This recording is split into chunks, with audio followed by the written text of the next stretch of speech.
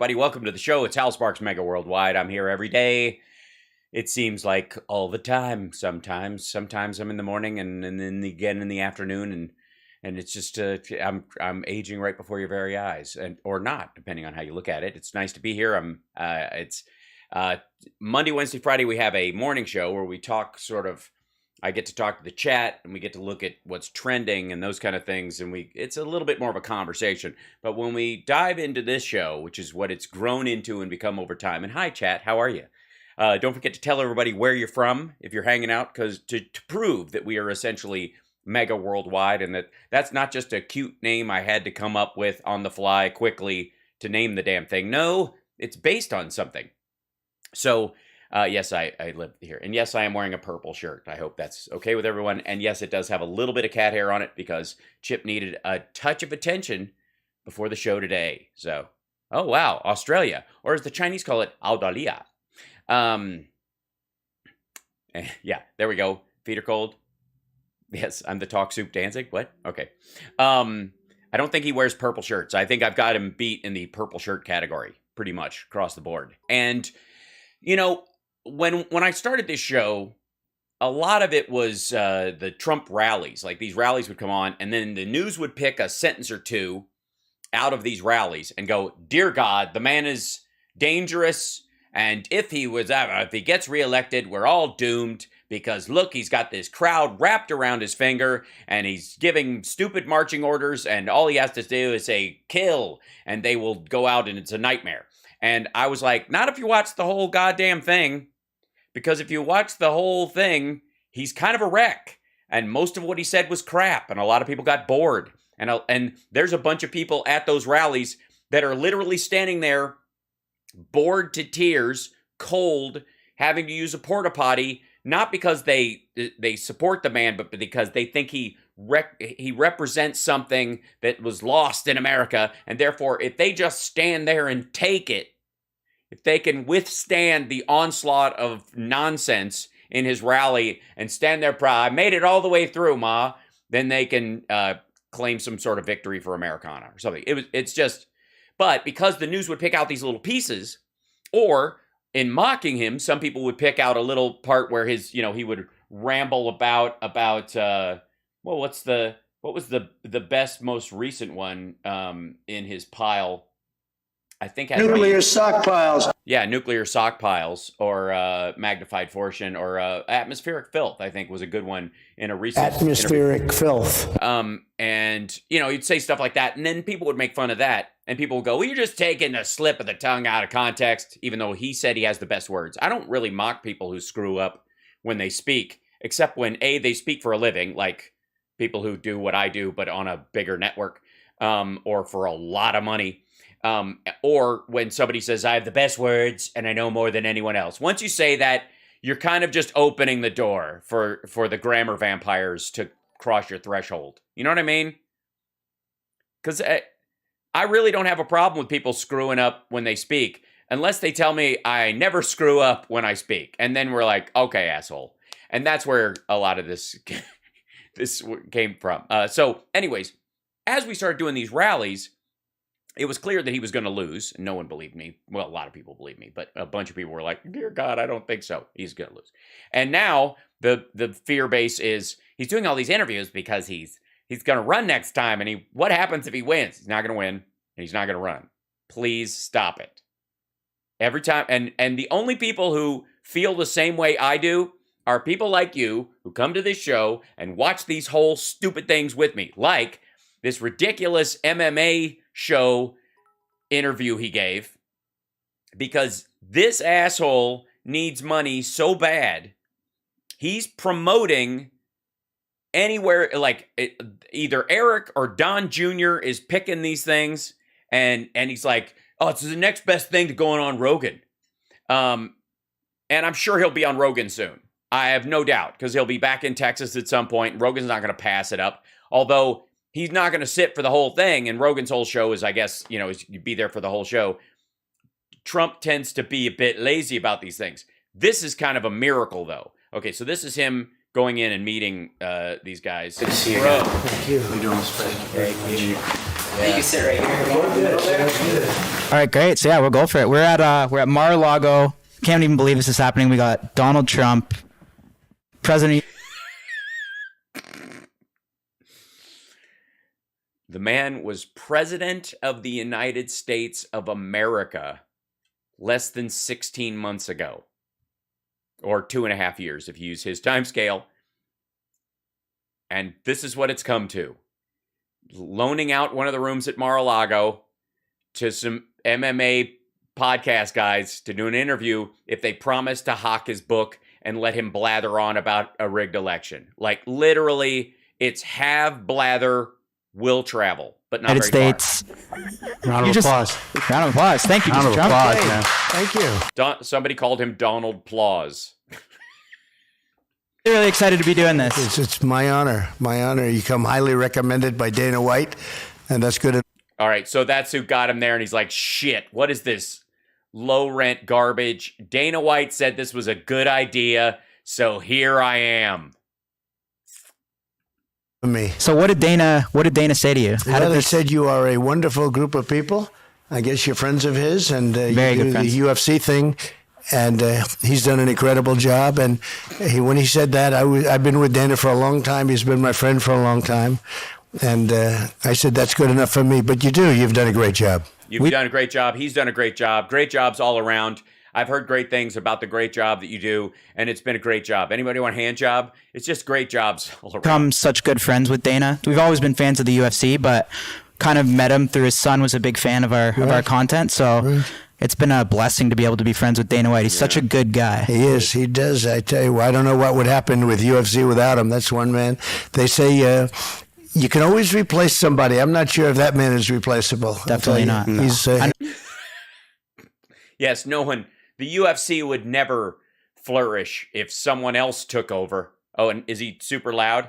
It is louder than most shows. Here you go. I'll bring it down a touch. What's the Good UFC man. going to be like when Dana's gone? well, he'll be there for a long time, so we're not going to have to worry about that, right? Don't you think? I expected you to be. Whoever you are, look, these dudes just fucking they're so on brand. They have to have. First of all, he's wearing the stuff. This is called Full Send Podcast. That's the name of it. He's wearing the gear and the gack. He knows this is an opportunity. Eyeballs. They're gonna get some, and the beer just torn open. 12er. Just we would like a refund on this 2-4 of Elsinore beer if we could, because we found a mouse in a bottle of your beer, and we saw In here with no suit on, coming off the golf course. I was expecting, you always rocking the suit. No, I'm a worker. I work hard. I work long hours. I work hard. I see what's going on with our country right now. It's never been in a position. yes, and you can only work hard in a suit, and by work hard he means show up places so people can see him, because his idea of working hard is sitting here with you assholes. Like this. Now we're going to get oil, I hear, from Venezuela and Iran. Now think of this, and Russia. Yeah. I mean, these guys know. These guys absolutely know. They understand. Venezuela, Iran, and Russia, we're going to get oil from those places. I mean, honestly. If you would have told me that just a short while ago we had oil at $30 a barrel and even less, Negative 36. we're up to, you see what's happening today. You guys probably haven't because you've been sitting here for a half an hour, but Yeah, in the last half an hour, oil has gone up. I don't know if you've noticed. It's crazy pants. we're watching every 10 minutes it's going, it's like a rocket ship going up, and that's called Every 10 minutes, oil is going up. Shall we? Hold on. Let's see. Oil price per barrel. Whoops.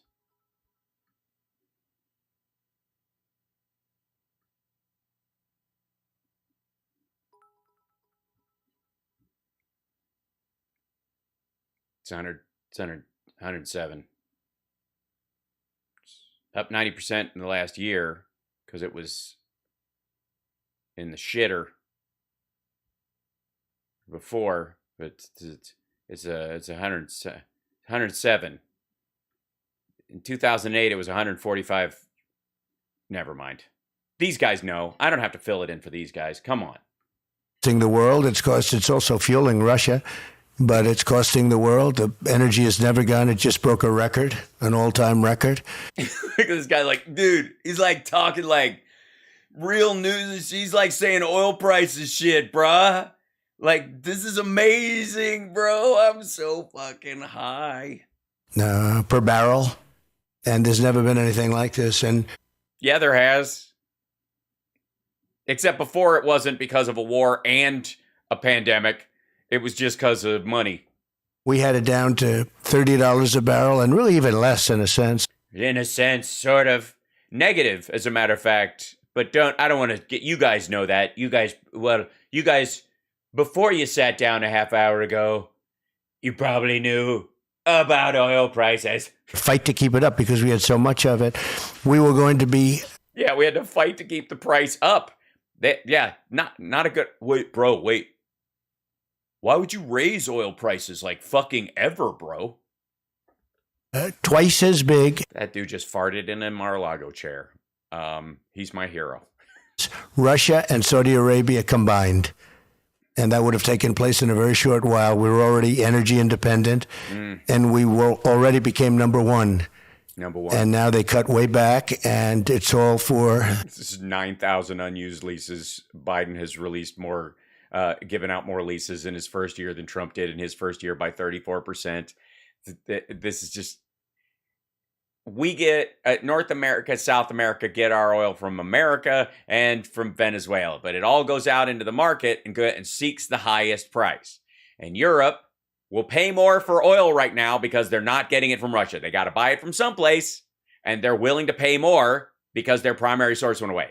So the oil that comes out of the ground here and the oil that comes out of the ground in South America is going at a higher price because they're buying it because it's sold on the market. It's not, but we ain't Venezuela, fucko. Neither are they right now. The environment, and we had the cleanest air and the cleanest water yet recorded during my last year. So it's... Yeah. You mean when nobody was fucking going anywhere? Yes, it's amazing how clean the water and the air get when all the cars are off the road and all the people are staying home. Yeah, nobody's shitting in rivers. Like, amazing when you shut down all the factories and no one's working, how clean the water gets. What's happening now is horrible. What's happening in Ukraine is it's genocide. It's genocide. All right. He just picked that name out of a hat. And now I don't know if he's siding with Vladimir Putin, who said it was genocide against Russians in the eastern part of Ukraine, or if he's just saying genocide because that's the word for lots of dead people to him because he's a fucking moron. Never seen anything like it. We've seen a lot of things like it. You ever watch the History Channel? It's the fucking Hitler Channel. Of course we've seen things like it. Hey, asshole, we were in Afghanistan for 20 years. The reason it seems like we haven't seen anything like it is because we're not in Afghanistan anymore. And because of modern technology and the cell phones and everything, you get to see all of these atrocities. You're seeing them on tape, on television. No. On tape, on television. Yeah, on tape with this new technology. The tape I have in my phone, man, wouldn't it suck? Wouldn't it suck if you were filming an atrocity on tape in your phone and you ran out of tape? Ever seen anything like this? Have we? But the question is, have we ever seen anything like this? I'd really like to know the answer to that question. So would you blame the gas prices? Is that because of this conflict in Ukraine, or is it like a combo of things? No, I don't. I think it's because of that a little bit. But we right now would have been, if we left our policies in place, we would have been able to supply the world with energy. And you probably... If you left his policy the last year in place, he talked Russia and Saudi Arabia into producing less oil. He literally spent 3 months getting them to lower output. If you left his pre-COVID plans, everybody has a plan until they get punched in the face. If you take out all of whatever his energy plans are before that, Biden still trounces those.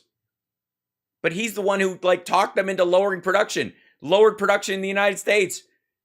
paid Mexico to lower production. Didn't have a war for a lot of reasons. Number one, Putin would not have done it. He would not have done it. This would never have taken place. Yeah, it's great. The old prove a negative. Also, he wouldn't have had to fight a war because nobody fights a war for Christmas presents that they're expecting to get. He would have peaked at his presents a little, but that would have been it. If you had a person that did very well in the election, I'm being very nice when I say that too. I'm being very kind. Yeah, Biden did very well in the election. We did phenomenally in the election. 12 million more votes than we got the previous time. Yeah, it's amazing how many votes you get when you don't suppress the vote because you can't.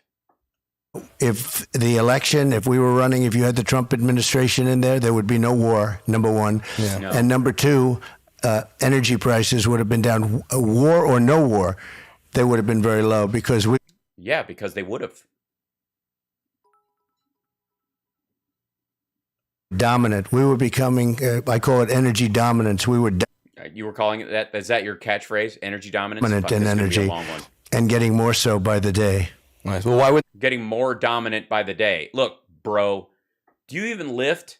You either dominate or you fucking well don't, bruh. I feel like I need a hat. Hold on. I feel left out in this shit. Let's see. Yeah. Give me 1 second. They're going to have a bunch of questions for him. I have no doubt they're going to be. We're all chomping at the bit. Let's see.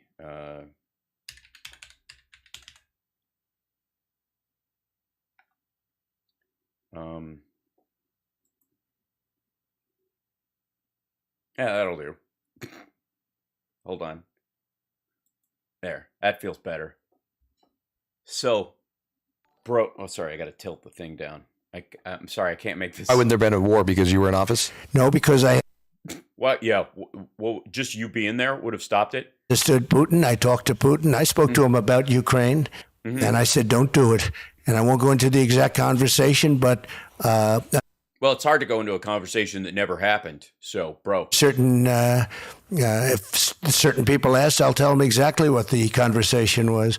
Oh, but not you, because fuck you guys. I mean, he doesn't discuss. Wear a suit next time. Play golf with him. Maybe he'll tell you how the conversation. Look, are you paying for the chocolate cake, or or what? Because I'm not going to tell a bunch of saps with 8-packs in their own merch the secret conversation I had with Vladimir Putin that stopped a war. Why the fuck would I do that?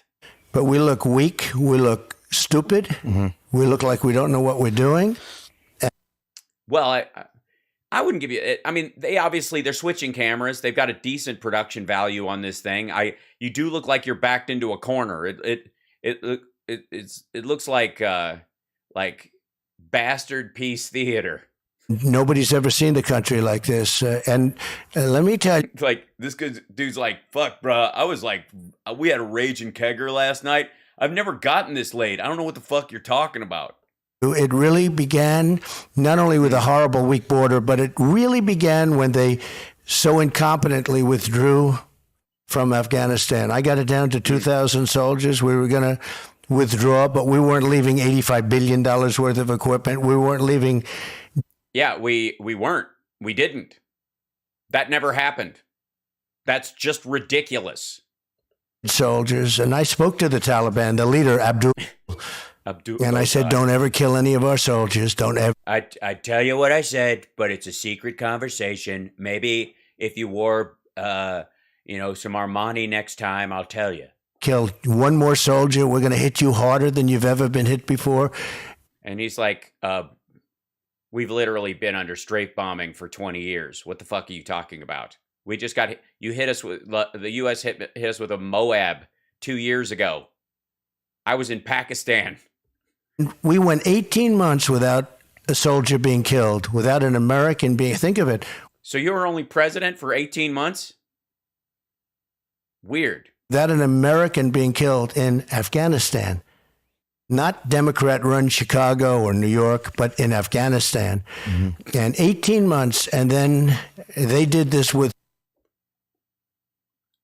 all, which after 21 years was the right thing to do. But they should have used, I had this red carpet plan. We're doing it. That's why we were down to 2,000 soldiers. But it was so incompetently handled between the death and the $85 billion. They have better equipment than almost any country in the world. And now It's weird. No, they don't seem concerned about that. These other countries aren't worried about those arms getting around, maybe because they don't exist.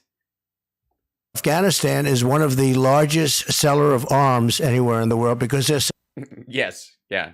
Want an Afghan rifle? Never been fired, only dropped once.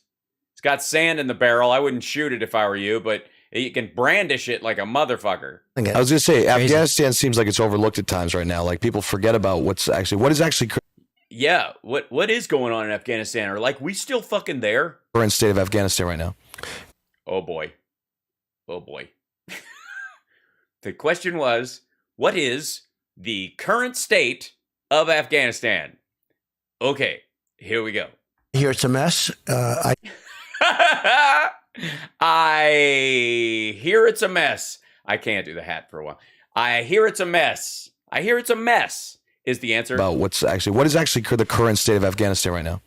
Well, I hear it's a mess. I hear we're sending a lot of money to Afghanistan, if you can believe this.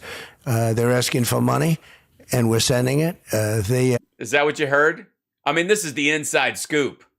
700,000 machine guns, rifles of all types. Machine guns and guns? Fuck, man. They're selling a lot of them. They don't need that many. There's no way they can use what we left. Yeah, I know. They're like they got, the Taliban have like 2 guns and 1 for each foot, and they're running around.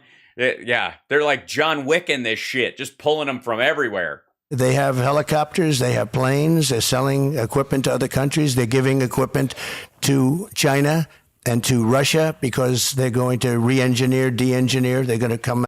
They're going to re-engineer and de-engineer, ladies and gentlemen. There it is. De-engineering. Yeah. Reverse engineer is what he's looking for. That is the phrase. You're a reverse engineer. You take something, somebody else has it, so you don't know how it works. You get one, you break it apart, and you look at it, and you go, oh, that's how it works. Let's make these. There's reverse engineering. There's no such. They're not re-engineering it. They're not adding shit. They're not de-engineering it because there's no fucking such thing. I guess that's de-engineering would be breaking shit. With a helicopter, just like our great helicopter. We have the greatest helicopters in the world. Mm-hmm. They now have them, and they're going to duplicate them. Afghanistan. Yes, they duplicate them. They're going to run a copy. And was, I think, the most embarrassing moment in the history of our country. The way we. Embarrassing. By the way, he recognizes that, like, suggesting people shove a light bulb up their ass and drink bleach during his presidency was, like, profoundly embarrassing. That he embarrassed himself a bunch of times, and recently embarrassed himself at one of his rallies where he totally got lost and somebody had to yell shit from the crowd to get him back on. Remember that stuff? Remember while they drown your endless torment of, what they do, they have an endless list of propaganda and propaganda methods. Okay, so somebody yelled like fucking Afghanistan or some shit, and he was like, "Thanks, I'm embarrassed. I got lost." He's still he wakes up in the middle of the night going "fuck" like that because of that moment. He also knows that people like myself are constantly laughing at his bullshit. I mean, it has to have gotten back to him at some point that people want other people to stop shooting and knifing people to death. That we have like these action replays in magnified fortune. Like there's a stack of these things, and they're just fucking embarrassing. Nuclear stockpiles everywhere he goes. I mean, all the way back to God bless the United States. Thank you very much. When his fucking teeth were falling out. So he has tons of these, right? And he's gotta know it. Yeah. When they gaze upon Yosemites, Seriously, like some of the most embarrassing moments of his life because he'd previously only done his stupid apprentice show and they can edit that shit. There was never any live episodes for a fucking reason. Got out. We looked like we were surrendering, which in a sense, I guess they were. No, we weren't. No, we were not. You negotiated the exit with the Taliban, which included the release of 5,000 Taliban soldiers and Baradar, who apparently like, don't kill anybody till we leave. Then you can kill all the people you want, which was really the conversation that he can't talk about. And then we left. The embarrassing part is staying there for 20 fucking years. The embarrassing part is that we got bogged down like that. The embarrassing part is that we tried to prop up that government for, 8 years past. It was obvious that was never going to happen. To take the soldiers out before you take the American. We sent 6,000 soldiers in to aid with the extraction of everybody else. This motherfucker didn't take out any of the embassy staff, any of the support staff, any of the SIV people. The crush at the airport was his fault. The 13 dead are his fault. An ISIS-K suicide bomber blew themselves up at the crush at the airport because the Taliban wanted that person to get through so that they wouldn't have a brain drain. It would scare people from going to the airport. People out, American citizens are over there right now trying to get out. No, they're not. Can't. But to take the soldiers out first instead of last. First you take the people, then you may take some people. Yeah, soldiers aren't people, just in case you were wondering. Afghanistan, not hundreds of thousands. We have no idea who we took out. We have no. Yeah, first you get everybody out. Then you put them all back because they're all going to be terrorists. Have you seen these 8-year-olds? They all got hate and murder in their eyes. Yeah, who we took out. I saw a 9-year-old Afghan girl, and you could just see planes hitting towers in her eyes like the fucking Omen. We take the people and we take all the equipment. And I said, I don't want to leave a screw, a nut, a bolt. Yes, because Trump wouldn't want to be left behind. So again, our soldiers are going to be walking around with what? Giant magnets picking shit up? Why the fuck are we going to fly like hardware back? I want everything. What about the hangars, sir? Take them out. The big leather and plastic hangars was. Leather and plastic hangers. Kind of like the one that the Nazi and Raiders of the Lost Ark used, or? Deal. I said, you take them out. You take everything out. What does that mean, take them out, though? Take them out. Take them out of the country. What you do is you take your equipment out. We left thousands and thousands of pairs of night goggles, never even unpacked, brand new, better than what we have, the latest model. No, we didn't. All of I understand 70,000. Think of this, because who has anything? 70. Yes, because who has anything? Think of this, 70,000, because who has anything? When do you think it's going to sink into these dudes that they are talking to a man whose brain is half cheeseburger? 70,000. Think of this, because who has anything? 70,000 trucks and vehicles, 70,000. There's no company in this country that has that many. And a lot of them are armor. This dude's like 70. He's fucking talking about trucks and shit, bro. I'm sitting here with him. Dude, fucking bro. This is great. He's talking about like trucks and shit. I don't fucking what? There's no okay. Can I do you mind? Hold on.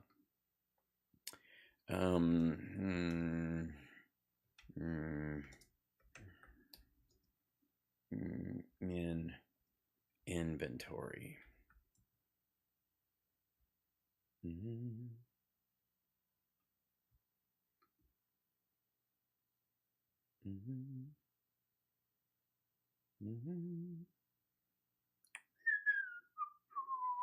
I'm just gonna get ads for this, aren't I?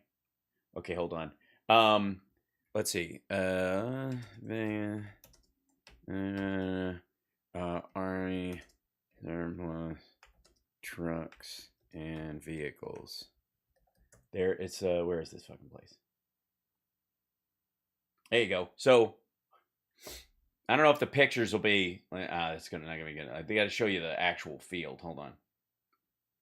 There's got to be a. Yeah. This is an article from the Review Journal.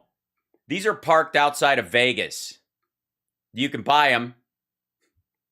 The surplus Humvees, MRAPs, trucks have also, they just rows and fucking rows of these things. Yeah, there you go. No, who has any of these? There's nobody that has. Good thing, let's bring them all back. Oh, that's the Russian one. Look at that. They got a bunch of shit laying around. U.S. urges, okay, we're trying to give away these fucking things. By the way, we sold a bunch of that shit on our way out the door to other countries. They had to take it with them. We also scrapped them in such small parts that, hold on, Afghan scrap dealers upset. That should bring it. There you go. There you go. Have you seen this? This is 2021. U.S. trashes unwanted gear in Afghanistan to be sold as scrap.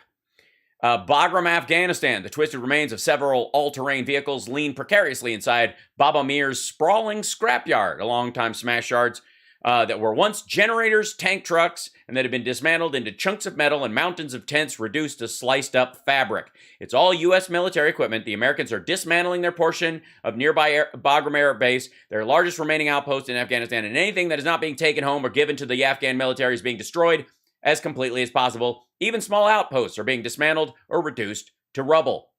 They do so as a security measure to ensure equipment doesn't fall into the hands of militants. But Mir and the dozens of other scrap sellers around Bagram see it as an infuriating waste. What they are doing is a betrayal of Afghans. They should leave, he said, like they have destroyed this vehicle. They have destroyed us. This dude is pissed that we're scrapping this stuff too finely.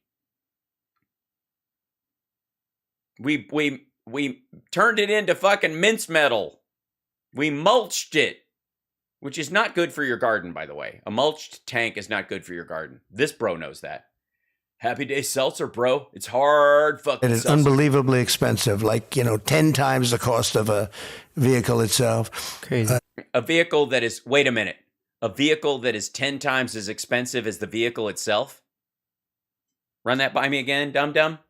There's no company in this country that has that many. And a lot of them are armor plated, unbelievably expensive, like, 10 times the cost of a vehicle itself. Crazy. 70,000. Dude's like crazy. That's weird. Can we get out of here? This is the moment when I finally realized I was fucking in over my head. I'm lost. I wish I could get the fuck out of here. Hard seltzer, take the pain away. Vehicles we left there, trucks and other vehicles. We shredded them. He's full of shit. And I tell you, so Putin was watching. We were all watching. You guys were watching. Mm-hmm. And the level of incompetence, and it looked like we ran the airport, the riot, the bombs going off, killing our soldiers, 13 killed, but many badly wounded. They don't talk about the ones with no legs and with no arms. They do not. I have not heard about any of them with no eggs. That's true. As bad as that and worse, in a sense. I mean, some of our soldiers were so badly wounded, hurt. Nobody talks about that. We talk about the 13 dead. We talk about the unbelievable incompetence that period, that short. Yes, we understand what your talking points are. 13, it's a number. Other people, lots of them dead. It's embarrassing. Unbelievable. That's what, yes, we've heard this. Of time had. But I believe that was the beginning, because Putin would have never done it with me. He was never going to. Why would he? He's like, you were going to stay in Afghanistan. Please mention to these assholes that you were going to stay in Afghanistan. Over right. Ukraine. Do you ever talk to Putin still? No, I haven't spoken to him since. But he. Since what? What? Since what? Since you broke up? Since you're not president anymore? Since what? The 6th? The 20th? I haven't spoken to him since the election. He was supposed to help me get reelected, like he helped me get elected in the first place. Never, ever going to, certainly under the Trump administration. And I say zero chance. I don't say like I don't think. Zero chance he would have done it. And I spoke to him. Yeah, I talked to him a lot. He was never going to do this. And I totally trusted him. I didn't trust our folks. I didn't trust our the CIA, the NSA, the DNI, none of those folks. But I trusted Vladimir Putin. He's a man of his word. About it. Zero chance he would have done it. Right. But you have he a good... saw, Yeah, he saw the weakness. He saw Afghanistan, that the way the... He saw how weak we were in Afghanistan and decided to just like backdraft a lifelong fixation with the fall of the Soviet Union and the loss of territory.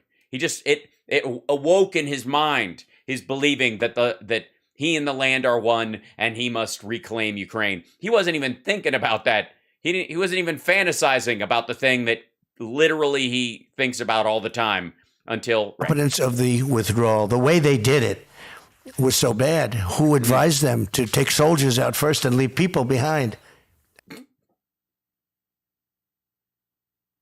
Again, I mean, I guess soldiers aren't people, but whatever. Ugh.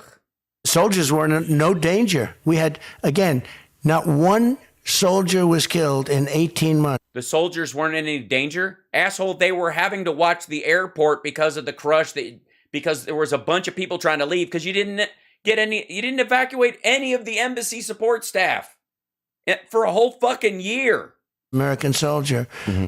And when they saw the incompetence, the gross incompetence of that, I believe that Putin became a different man when he saw that. He viewed the United States differently. He was so nice up to that point, and then he viewed the United States differently. The people of the United States, the existence of the United States, that all changed when Joe Biden became president. Longer respected the United States. I believe that President... Wait a minute. You actually believe that Vladimir Putin respected the United States? If China became a different man, they saw that too.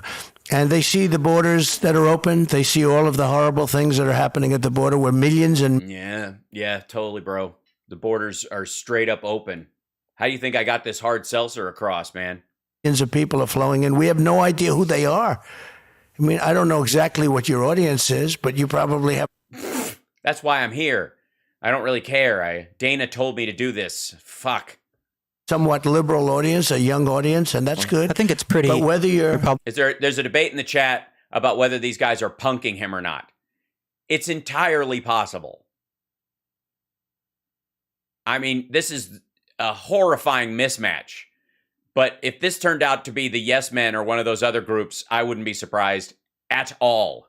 No, as well. It could. They're going to pull off masks and be the Midas Touch brothers. A lot of support. But whatever it is, whether you're Republican, Democrat, liberal, conservative... Why this never would have happened, the Russia-Ukraine thing, is because of your relationship, because you were stern with Putin. Is that why? Well, not because of my relationship, but really because of the fact I told him he can't do it. So can you pick up the... I told him, it just said, you can't do it. You can't do it. So can you, this is a great question. So can you pick up the phone and tell him you can't do it? Well, no, because there's an orb that runs all of our military that goes into a giant scepter in the ground. And only when I am christened with the golden ring and touch it just right does the true power of our military. It's kind of like He-Man meets Thundercats. And without me in there, Biden just doesn't have the mojo for that. Call right now, make a call to Putin and say, you're not a president anymore, but as an American citizen, can you pick up the phone and somewhat resolve what's going on? First of all, you really have to be in a position where you are president, and you do that. And this would have never happened. 100% would have never happened. And we spoke about it because I knew that he had a love for it. Hey, look. They took over Crimea under Obama and Biden, but they took over Crimea like Grant took Richmond, okay? They took it over. It was very quick. They know what you mean. Like Grant took Richmond. Yeah. and they took it over. A major, Like, wait a minute, Grant took Richmond? They're not even scheduled to fight. very powerful section, probably in many ways the most powerful section. It's a powerful section. They took over the most powerful section. Fuck me.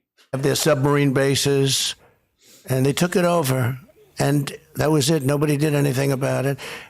Under Bush, Nobody did anything about it. he took over Georgia, and I don't mean Georgia that we all know and love. I mean the other Georgia. Thanks for clarifying. Yeah, UFC 1875. It was brutal, bruh.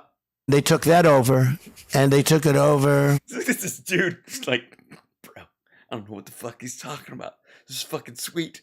Very easily without any. Look, they're literally, look at these guys. They're like, bro, I don't know what the fuck he's talking about. This is fucking hysterical. Repercussions very, very easily. And now they're taking over the whole ball of wax under Biden. And They're taking over the whole ball of wax under Biden. I mean, you're not going to get this kind of critical thinking, this kind of attention to detail, this kind of insider knowledge if you just interview someone who actually still has a job in government. it's really a disgraceful situation. It would have never happened. And we did talk about it. I mean, he definitely wanted Ukraine, loved Ukraine, would never have happened. What do you see happening next then? Because it seems like the tensions are high. How does this all end? Is this going to be like a long-term thing? How do you see it unfolding? Well, and I said this a long time ago, if this happens, we are playing right into their hands, green energy. The windmills, they don't work. They're too expensive. They kill all the birds. They ruin your landscapes. And yet the environmentalists love the windmills. And I've been preaching. The fuck? What? What? For years, the windmills, and I had them way down. Asshole, he wants to know if there's going to be a nuclear war. That's what the guy's asking. Dude, does this turn into a fucking world war? Do I have to pack my shit? The fuck's going on? This is scary stuff. Listen, nuclear war is one thing, but imagine being a birdie flying through a windmill. But the windmills are the most expensive energy you can have, and they don't work. And by the way, The fucking Dutch. they last a period of 10 years, and by the time they start rusting and rotting all over the place, nobody ever takes them down. They just go onto the next piece of prairie or land and destroy that. They do? What the fuck? Incredible that they want, but other forms of green energy, they don't have the power to power our factories. They're extremely. Yes, we don't have any factories powered by windmills right now, and no one is suggesting that. It's an augmenting, renewables, you usually stack those because it's uneven in different places, and that's why you want a smart grid. So places where it's windy, and it's always fucking windy, then they can ship that energy through the wires to other places, and places that have dams. We've done this with dams. Do you understand what a dam is, you damn moron? And then same thing with solar. Like the West has a lot of sunlight all year round. And, I'm sure the Northeast and the Northwest could both use that energy. If we had a smart grid, you'd kind of coordinate all that stuff. But you want a Texas system and Expensive. And yes, and they're excellent point, chat room, turbines, not windmills. But never mind. Honestly, I preached loud and clear to Angela Merkel, you are making a tremendous deal by making this deal with Russia, with Nord Stream. dude's like, bro, he's asking you about the end of the world. Could you get to that part first? I don't know what the fuck you're talking about right now, much less. And until I came along, nobody knew what Nord Stream 2 was, and you guys know that. I was telling her loud, They do? clear, and publicly. Bro, I still don't know what it is. And in fact, I sent her something as a little gift. It was a white flag. It was a flag of surrender. She said, but what is this? I said, that's a flag of surrender. So that when Russia... He held up a napkin at a meeting they had. He didn't mail her a fucking white flag. And gets hostile, which they have. I mean, if you look at a history of a couple of 100 years with Germany and Russia, has not been exactly pretty, whether it's World War I, World War II. Take a look at what's gone on. I sent her the white flag of surrender because she said it was 45%. I said it's 75 or 80% of their... This dude's like, bro, I don't know what fuck is so fucking, shit. I'm like fucking high and like Ivanka's standing right over there, bruh. Energy, and I told her that. And they wrote articles about... Is she want? I can't tell. Does Ivanka want to dance with me? Because she keeps looking over at him and going, is that a dance move? 2 years ago, you thanks, should Robert. look at those articles. I was exactly right. I said, Russia has you in a position that you've never been in before if you do this deal. It's insane to do this deal. Mm-hmm. What are you doing? In the meantime, let's destroy Nord Stream 1. What's that? Close down all of their plants. They closed down their nuclear, which even the environmentalists like nuclear, whether you like it or not. Mm-hmm. I understand both versions very strongly. But he understands both versions very strongly. Fucking, I don't even know the word salad. It's like a salad shooter. It's like he's vomiting word salad into a salad shooter, and someone's just cranking. He's Julianing his word salad. It's amazing. Environmentally, it's probably the best thing. They closed down their nuclear plants. And it's not the best thing. It's mitigatory. But please explain thorium reactors while you have my attention. Reliant, and I will say almost entirely, if this thing ever played out, Germany is reliant on Nord Stream 2, the pipeline. And I sent her the white flag of surrender. And it's turned out to be true. Nobody brings this up because the press never likes to talk about it, but nobody brings this up. But oh God, the fucking slurping is back. And that was a huge conversation.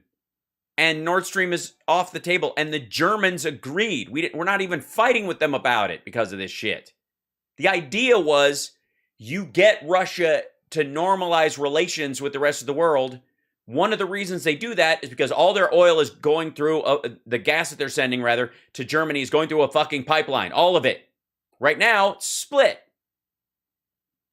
between like trucks and boats and Nord Stream 1. This new one is supposed to be the primary source, so it's all coming through there. Of course, if you do that, all your eggs are in one basket, all your gas is in one tube, and if you start fucking around in Ukraine and places like that, they just shut it off or blow it up. And you don't have to kill any sailors, and you don't have to kill any truckers to do it. You just shut off the fucking pipeline. But at this point, he jumped the gun.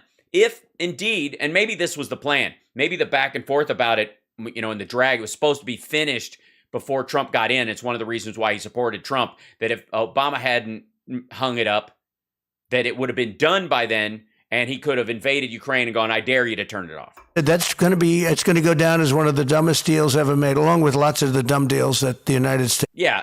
I mean, it's going to be in a pile of dumb deals. ...is making. So now I hear, and you guys were here waiting, but while you were waiting, I was listening, that we're going to make a deal with Venezuela to get some of their oil capacity. Or talk to them about increasing capacity and taking care of some of their debt with Russia, which they're in a debt trap with, and with China as well, so that maybe they normalize and become more functional because they're not under the thumb of both those countries. We're going to make a deal with Iran that wants to build a nuclear weapon. I ended the Iran deal. They never would have had it. We would have had a deal 1 week after the election. Oh, okay. So it's been cut in half. It used to be 2 weeks. We would have had a deal with Iran, a really great. Well, then why right after the election? Why not before? Why not 2? Fucking hell. Because I told China, you can't buy, if you buy oil from Iran, there's no more business at all to be done with the United States. And yeah, that would have happened. Yes. The president of the United... Okay. First of all, hi, you're watching HAL Sparks Mega Worldwide. Really your only source, God help us, for watching these kind of interviews all the way through. Whew. But one of the most fascinating aspects of this bullshit right now is that listen to what Donald Trump is proposing as the power of the president in the United States, which is the ability to unilaterally stop all trade with China between American companies. Think about this. And he's talking about 2019 because after COVID, he wishes he had that power. That is insanity. And thank God the president of, what kind of dictatorial bullshit? I don't even know why maggots would want that. MAGA people, do you really want the president of the United States to unilaterally be able to shut off all business to another country that hasn't attacked us or done any, well, I mean, pre-COVID, this is what his belief system was. I mean, it's just not, it's absurd, and it's communism at its root.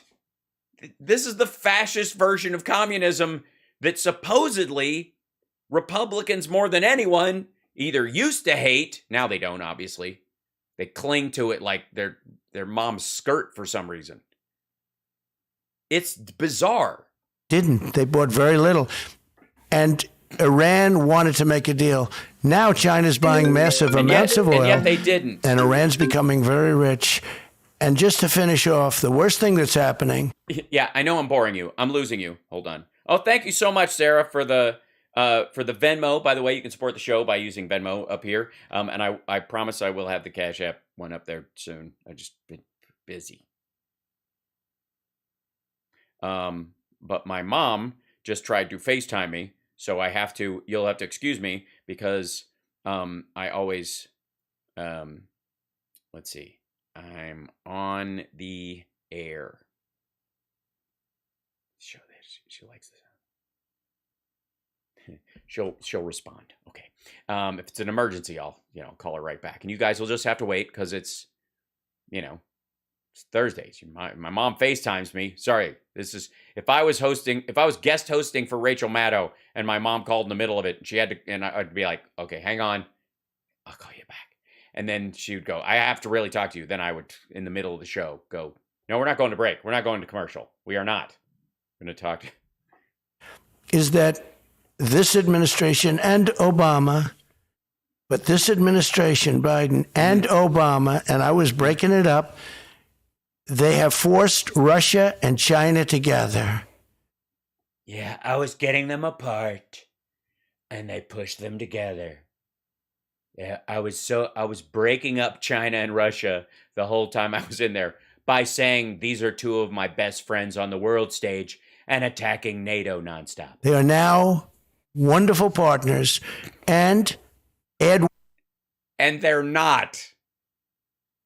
I mean, we've dealt with the demographic stuff. We've dealt with the territorial shit. We've dealt with the fact that in Kazakhstan there are Uyghurs who couldn't wait to storm across into Xinjiang. And literally China is having to promise deals to Kazakhstan and to Russia to keep that from happening. Add one third country to it, Iran.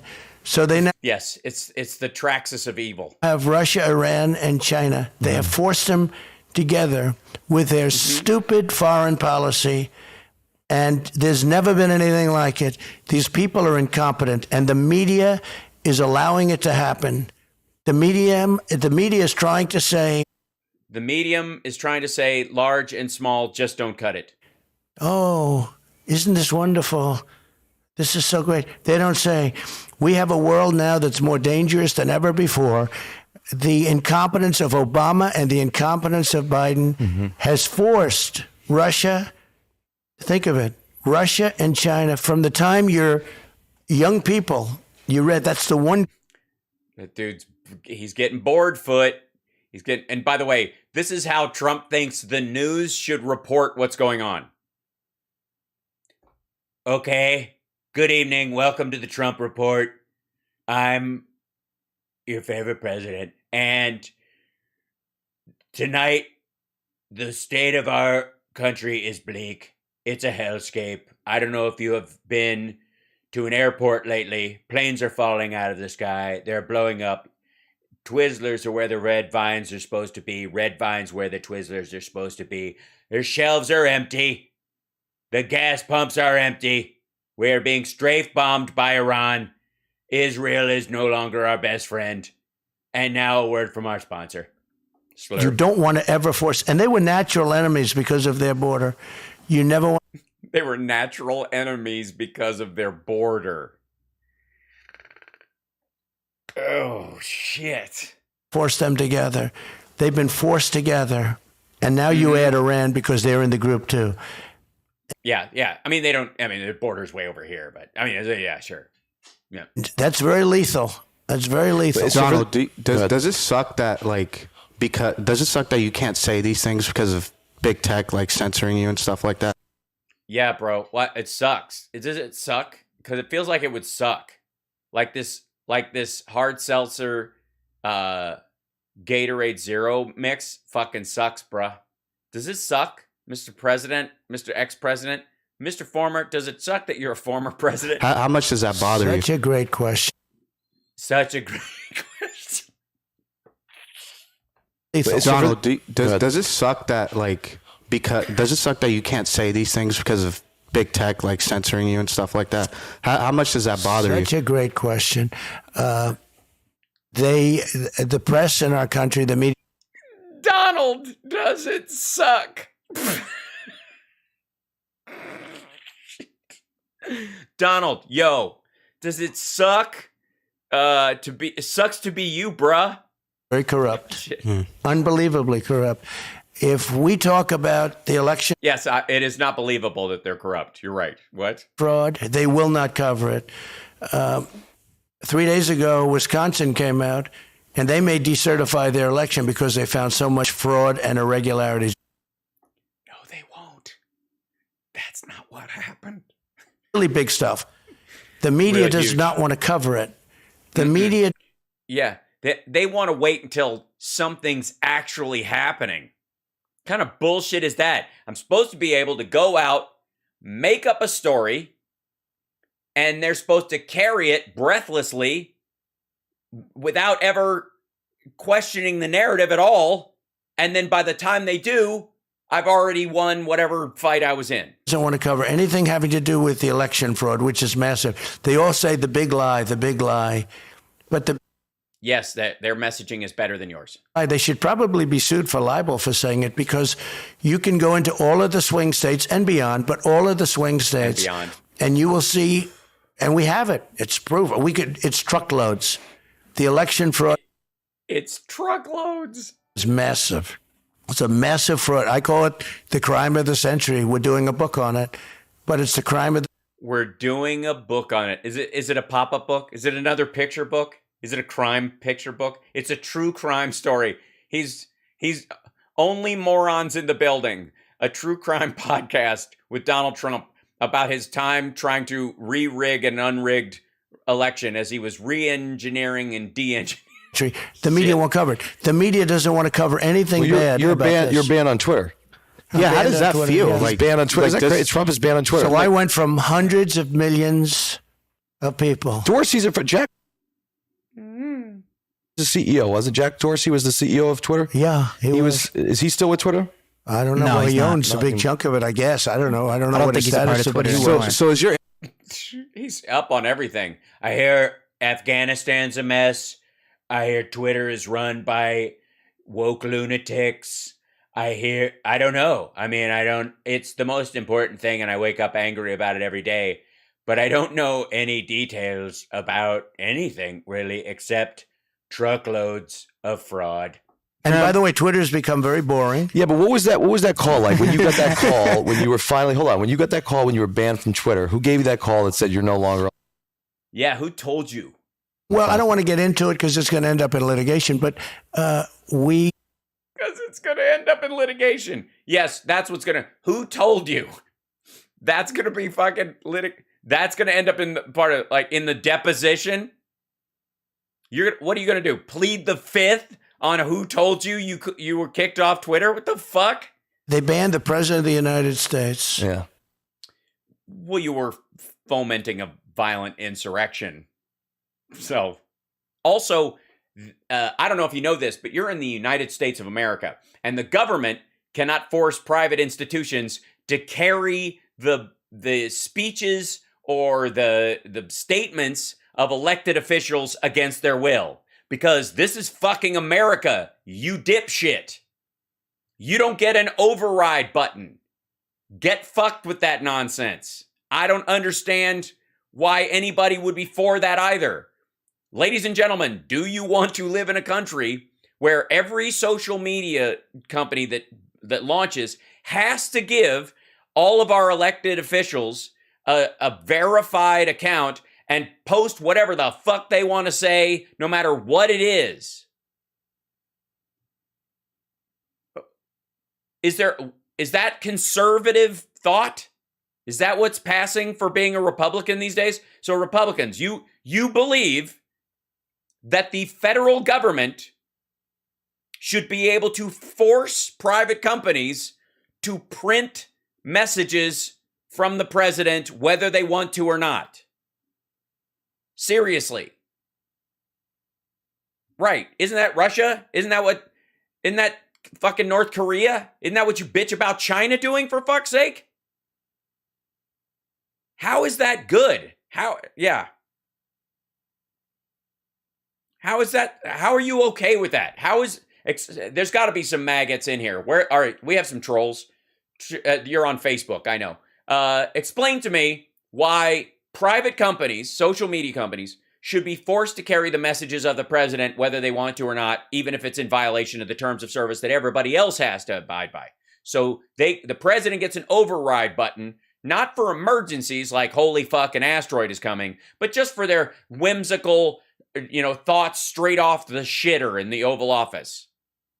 Well, outside the Oval Office, there's not a shitter in the Oval Office. I mean, they removed it when Trump left. For saying things like I'm saying right now, good things, our country would be a lot stronger. They have taken our country to a level of lowness like it's never seen before. We are... What? A level of lowness? What the fuck kind of... Or saying things like I'm saying right now, good things, our country would be a lot stronger. They have taken our country to a level of lowness like it's never seen before. We are disrespected. We're laughed at all over the world. Right. No, you are. Are you using the royal we again? When you think. So anyway, I had hundreds of millions of people on between Facebook, Twitter, Instagram, and others. You mean the same people? You do realize America only has 340 million people in it. Not all of them are on social media, and even a smaller amount are like adults that can vote. So if you have hundreds of millions, you're topping out at all the adults. If they were all on Twitter, which they fucking well are not, it's basically a tacit admission that you had a shit ton of foreign fake accounts. Bots. And I went cold turkey. I went from hundreds of millions of people.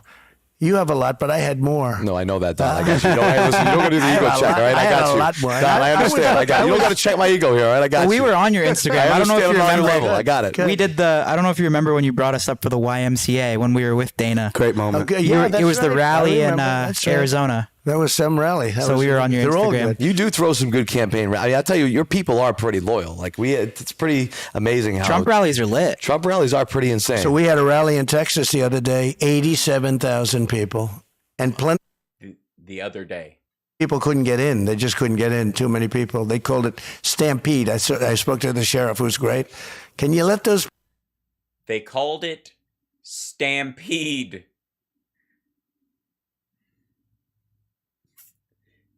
They called it stampede in the West Texas county of El Paso. They called it stampede, but I forgot to get out of the way. People get in. Thousands and thousands couldn't get in. He said, "Sir, we're worried about a stampede." You think of cattle, right? With the stampede. 87,000 people. Wow. 87,000 people. And Donald, we had in Alabama, we had 63,000 people. Wherever we go, we have. Yeah, I mean, you can't see them. There's only about 15 to 20 there, but that's the number they tell him, and he's sticking to it. Literally 50, 60, 70,000 people now. We have more people now than we did before the election. It's been amazing. Yes, they're called dead enders. It's a mega church rally, and But again, they're very dedicated until it's not free. And then, fucking crickets. There's anger.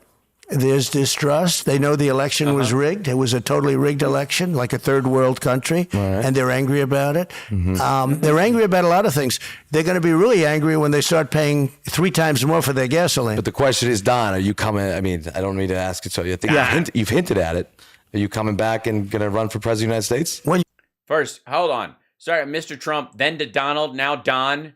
What are they going to be calling him? D? Well, the campaign finance laws don't really allow you to discuss that unless you're... Oh, yeah. No, they do. They do. You just can't keep the money from your super PAC the minute you announce. You gotta stiff arm the super PAC and you can't coordinate with them, so you sure as fuck can't pay your bills with your super PAC money. That's what happens. There's nothing stop. You could announce yesterday, bruh. Going to literally go through a different process. So I think a lot of people are going to be really happy. You guys might be really happy, but we're going to be happy. I think a lot of people are going to be very happy. But I'll How so? What do you mean by that? Well, I'll wait till I have so many people wanting me to do it. I think really that a lot of people are going to be very happy. They are very unhappy right now. Look, yes, a lot of people are going to be happy when you don't run. The Democrat Party to triple, quadruple. Yeah. It's going to levels. A friend of mine said the other day, "Who's got money?" He said, "I just paid 3 times more for gasoline than I've been paying for the last 3 years." And he said, "What are people going to do?" What are people? He's talking about Don Jr. bitching about his truck. He's like, "Dad, I need more money. My truck's expensive." Believe it. He goes to the pump and he gets a bill. You know, he gets a bill for Exos for years. And it's fine. And all of a sudden, it's 3 times higher than he's ever paid before. Like $6.80 in California. Well, they just announced that it's now over $7, and it's over $5 in many places. And it was $1.87. I had it down to $1.87, and when no one was going anywhere. Even less than that during a certain period of time. And no, you mean when it was negative? But yet, in his defense, no one was actually purchasing gas, so... The cost for a barrel was down to 30 and even less than that. Actually, we had so much energy that for a period of time, if you took the oil, take a barrel of oil, they'll give you $36 along with that. In other words... Motherfucker!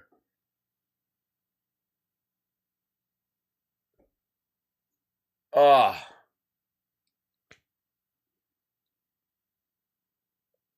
You just ate your talking point, dum-dum.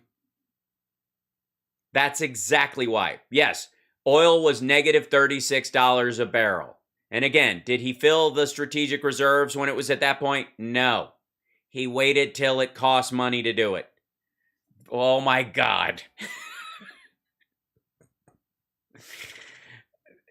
Now you know why it was $1.80. Even then, they were charging you $1.80 a gallon, even when it was negative $36 a barrel. Now, this was no good for Wall Street because they don't do that. They just do paper. They would have had to take, we had so much that if you take the oil, so you get a barrel of oil, here's 37. You remember that little period of time? Yeah, simplify everything for our audience today. Simplify everything. Yeah. Even simpler than, here's a barrel, here's $37. Take the barrel. Right. No, calling our audience dumb? Well, that's pretty simple. No, I wasn't calling our audience dumb. I'm saying I just want to continue, Don. Sorry, my apologies. So we had the energy down at the best. Bro, they got to be fucking with him. This is going to be bad. They have to be. Much, but the energy was down so well. And we filled up the strategic national reserve, 75 million barrels. Hadn't been filled for close to 50 years, they say. Oh, no, they don't. And I filled it up because the energy was so cheap. The oil was so cheap. He bought it at like $27 a barrel because they thought 31 was the low price in 2008. It was getting close to the low price, the regular price. And the oil companies could make money off of it. We have strategic reserves that we need in case of emergencies. And these are these massive salt caves under Louisiana and various other places. Great. Tell them where they are while you're at it, so that if anybody wants to strike them, they can. And I said, tell me about that. And they told me about it. I said, because we could make a good deal today on energy. I said, tell me about it. I said, good. And we filled it up with very inexpensive. And 3 days ago, We filled it up with very inexpensive. announced that he's going to take that oil and put it out into the market so that people will be able to get a little bit less than $5 or whatever it may be. But as great an achievement as that was, it's peanuts compared to the overall. I mean, it's like 1 day's worth of energy. But I fill up the strategic national reserves. The press doesn't talk about it virtually at all. Well, if they were doing you a favor, because you could have filled it up when it was negative $37 a barrel and you waited till it cost money. Achievement in itself. And I filled it up for, you would have been proud, for the right price, okay? When it was... No, the right price would have been negative $37 a barrel. Oh, we got it filled. And it was a good thing. And good for the companies, good for everything. Like he can't even jump that lie. He can't even mention what the price he bought it for was. And now they take it out I think because so too, Biden Mr. wants to look Webcast. better politically by having a little bit lower price. But it's not going to be a little bit lower. This the energy, the cost for gasoline, your heating costs. You know, the highest anywhere in the country is in Massachusetts and in, you know, certain places on the East Coast. You know who supplies it for the most part? Russia. Russia is supplying oil on the East Coast of our country. And No, they're not. And they did before because it was super fucking cheap. It's heating oil. It's not, all right, never mind. have that, by the way, they have the highest energy costs in the country. Interesting. Donnie, Yeah, they're paying. Yes, they're buying Russian oil because they want to, just to show America. I wonder, Interesting. It is sort of interesting. Well, I'm just saying, no. So this is- crazy. Well, this is like, you know, I'm sitting down with somebody, the President of the United States, which is amazing. And what I try and do is obviously, I ask back to Russia, Ukraine for 2 seconds. In my mind, right, I'm always like, hey, could this thing ever lead to a nuclear fallout? Could this ever be nuclear Yeah, that was what the other guy was asking when you started fucking around about windmills. war? What is your take on that? Is it just a scared U.S. citizen right now that's watching Well, you this should unfold? be scared. Thanks, buddy. All right, that's all I need. You should be scared, motherfucker. You should be scared because we're being run by dum-dums. They probably want to hit us right now. Probably gonna hit us. Probably. I would be scared. Shit. We have incompetent people heading up our country who, frankly, got there through a fraudulent election. But regardless You of should be- incompetent, regardless of incompetent people, Yeah. immediate threat. How serious is the threat of nuclear warfare? I think it's serious. I saw Biden the other day saying, we don't want to fight Russia. They're a nuclear power. We don't want to fight Russia. They're a nuclear power. And I'm saying to myself, it's such a signal of weakness. Now, is it correct? Wait, hold on. I was gonna say something, but finish that. What? And I'm saying to myself, it's such a signal of weakness. Now, is it correct? Yes, they are a nuclear power.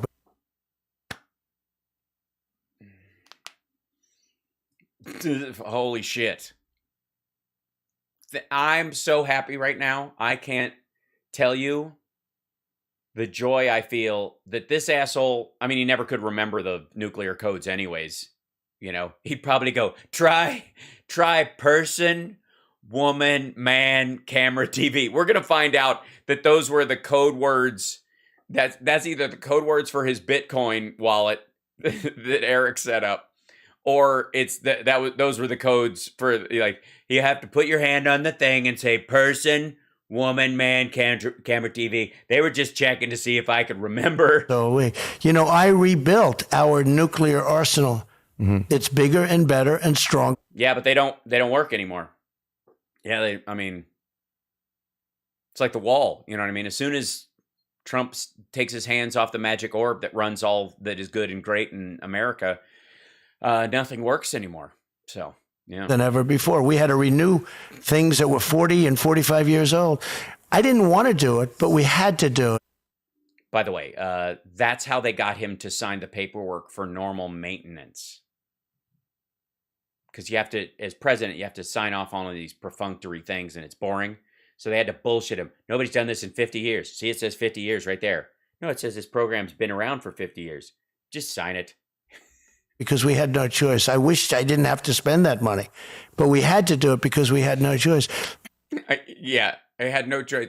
That's what they told me when they gave me the thing to sign. Not only did I rebuild our whole military, $2.5 trillion during a very short period of time, we rebuilt our military, new jets. We had fighter jets that your fathers would have flown if they were in the Air Force. They were.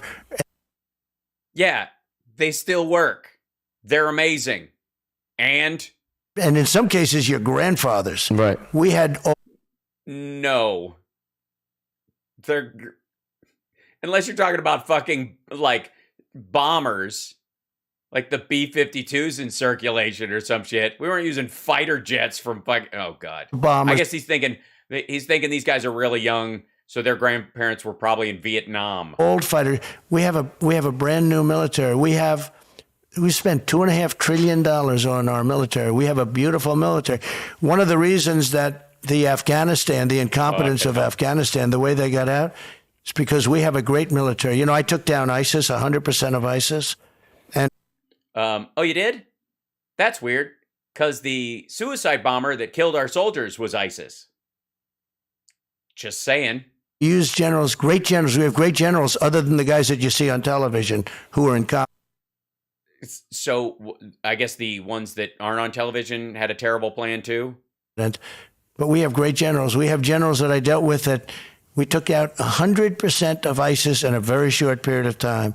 And yeah, because Obama had done 70% of it already. Also, ISIS-K, Jesus. But he actually admits that. They don't want to talk about it. But we have a great military, but we look incompetent. Yes, nobody wants to say we have a great military. I've never heard anybody say that. But then I don't go to NASCAR much. And it's a sad day for our military, and it's a sad day for our country.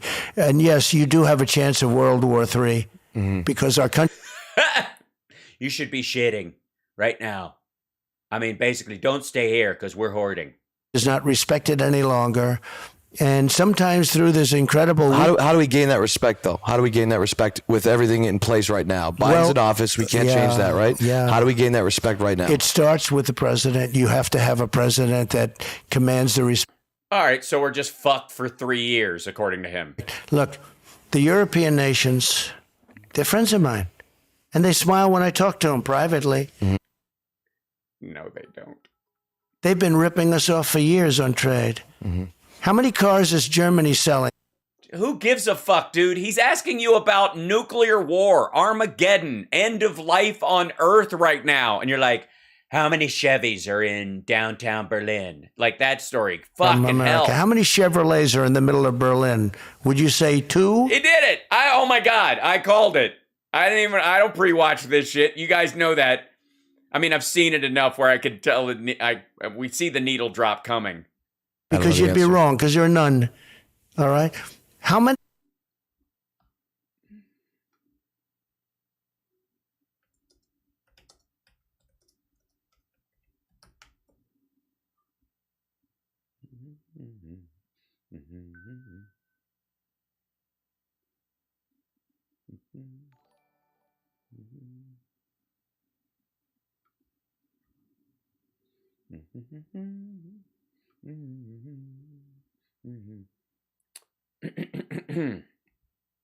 Opel and Ford are owned by U.S. corporations. Opel mainly built cars for the European market, but as far as I know, they also made cars for U.S. brands, including GM. For instance, they made the Buick based on Opel insignia. Opel still makes cars in Germany and in other European countries, but GM sold them to the French PSA group, Peugeot, in 2014. PSA is about to merge with FCA, Fiat Chrysler.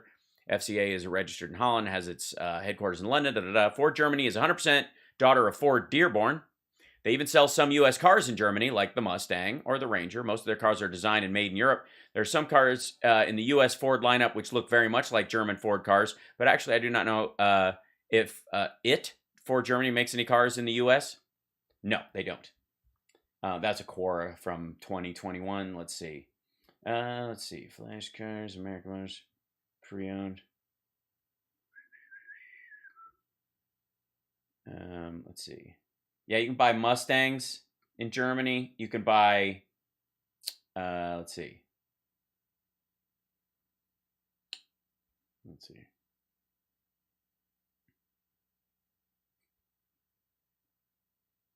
Yeah, they're made there. Like a lot of like German cars are made here.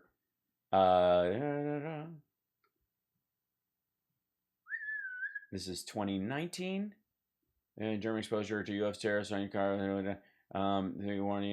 Imposed tariffs there. Okay, this is older. Yeah, so Mustangs, you can buy Mustangs. How many? Or I'm sorry, it's they're not. It's that's not the name of the car they sell. It's Michigan gave us Motown, gave us Motown, gave us the Mustang. All right. And yet we sell their Mercedes, we sell their BMWs, we sell their Volkswagens, we sell. Yeah, we have a big free market. But if you try and sell cars in Germany, if you try and sell cars in Europe, it's almost impossible to do. No. They were all ripping us off. Not only China. China was ripping us off the most. Well, also, by the way, for a long time, American cars did not meet the environmental and emission standards that they had in Europe. That's one of the other big reasons. We had with China a deficit of $507 billion a year. Okay? Think of that. The hell? It's Dude, the hell? What are you talking about? Oh, right. Because everything you buy at Walmart is made in fucking China. We weren't buying consumer goods. We're getting shit made there. even sustainable. But things were really changing fast. Yes, it was sustainable for decades. Europe was very bad. I mean, now we're talking to you. Because we get $500 billion worth of stuff from China in goods, and we sell them in the American market for $6 trillion. But Europe was very bad. So now we're doing something that I heard this morning. Everyone said, oh, isn't that wonderful? Germany has now agreed to rebuild their military. And they've decided that they're going to go all out and they're going to now rebuild their military. Be careful. Huh. Uh-oh. What? When he was president, he wanted them to do this. But now that Biden's president, it's bad. That they're going to go all out and they're going to now rebuild their military. Be careful what you wish for. Why is that? Well, take a look over the last 2 world wars. They're this close. It's in the German blood. Over the last 2 world wars with Germany. There is a theory out there that Germany should not be rebuilding their military so much. And is there? It's a theory, though. So Japan. We're going to have to run more tests. Yes, Japan also. Is now going to rebuild their military. Just be careful what you wish for. Because yes, some people are wishing that this asshole was back in the White House. Yeah. He rests his case. A lot of bad things have happened with those 2 countries and their military. And it's one of those things. 70 years ago. And, if you look at when I came in, North Korea was a big problem. You know who you really have to watch out for is the Tartars. Honestly, those people, Vikings, if Sweden gets any kind of a military, it's going to be raping and pillaging and big wooden boats and beards that smell like soup like no one has ever seen before. Obama said we're going to go to war with North Korea. And Kim Jong-un was a big problem. And he wouldn't take Obama's phone calls, wouldn't take any meetings with him, wouldn't do anything. And then I started with him, and it was very hostile for about a month, if you remember. Then all of a sudden, we met, we got along. We had no problem with North Korea. Now they're acting up again. And they're acting. They were building shit the entire time Trump was in office. Because he just was like, leave them alone, let them build whatever. Up again when they see the stupidity of our country. That's why. But be careful when Germany announces that they're going to start pouring the big money into the military. And so now you have Japan and Germany rebuilding again. What's that first call like, Mr. Trump, with when you try to get a hold of Kim Jong-un? Like, how does that happen? He actually called me, and we did get along. Like, that's crazy. I'm sorry to be laughing. I mean, you're the first. You're Kim the first Jong-un Yeah, I'm sorry to be laughing. That's fucked up, bro. president to meet with I a am. North I was Korean the leader, first right? Yeah. So what's that first? So he called you. And we got along very Called you. well. I understood him. What's like the first call? Is he say like, "Hey, what's up, Mr. Well, Trump?" Shit. This is I'm this day old when I found out that Trump speaks Korean. it wasn't a call. We got through people. A meeting was set up in Singapore, and then in Vietnam, we had 2 meetings. I was like, ham kamsamnida, and he was like, anaseo, and then I was dry. But we didn't have the problem that the Democrats would have had. They would have had a nuclear war with North Korea. I have no doubt about it. Kim Jong-un wanted nothing to do with them. This is years now. We would have had a nuclear war with North Korea. Who's coughing back there? Are you okay? Is that your crew? That's The media will say, Trump's coughing. There Mr. must Trump. be something wrong with him. we Asshole, you have a microphone in front of your face and you're on camera. We know the cough is coming from another part of the... COVID's going around in run a Mar-a-Lago. little There's pretty COVID. laid back. There's COVID in Mar-a-Lago. We run a pretty laid back thing. We're all good. We're all good. But Continue on. But let me just say, we would have had war with North Korea. North Korea is a major nuclear power. Oh, and I guess, so not only is Russia going to nuke us, but so is North Korea because Biden's in office and the next 3 years will be a nuclear wasteland. We're just doomed and fuck it. But I hate hearing Biden say, no, we don't want anything to do with Russia. They're a nuclear power, but so are we. Is that how he does it? No, we don't want to do anything with Russia because they're a nuclear power, but so are we. Is he saying we don't want to ratchet up, like create a no-fly zone or those kind of things because we don't want to escalate this to a nuclear war? That would be sensible. Bigger nuclear power. And we have brand new, because of me, Yeah, no. Who gives a shit how new they are? Nobody wants a fucking nuclear war, you dipshit. Well, look, they've got these dingy old shitty bombs that are just gonna kill like everybody in all our big cities, and we've got these brand new shiny bombs that are gonna kill everybody in their big cities. nuclear weapons that we Whoops. Oh shit. Did that get pulled? Wait 1 second. Nope, it came back. Hold on. That's hilarious.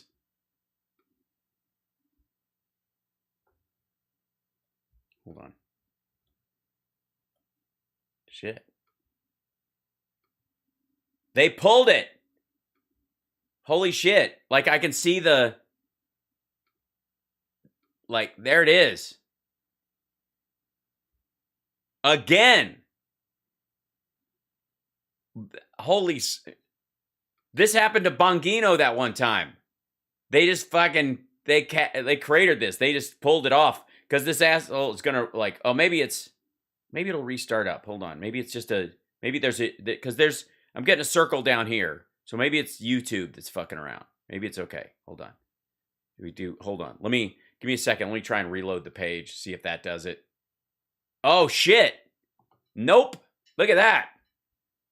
I reloaded the page. Look what came up.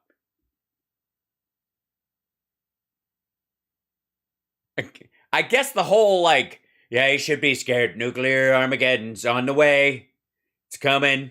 It's gonna knock the shit out. Oh boy. Oh boy.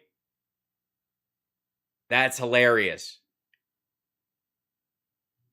Oops.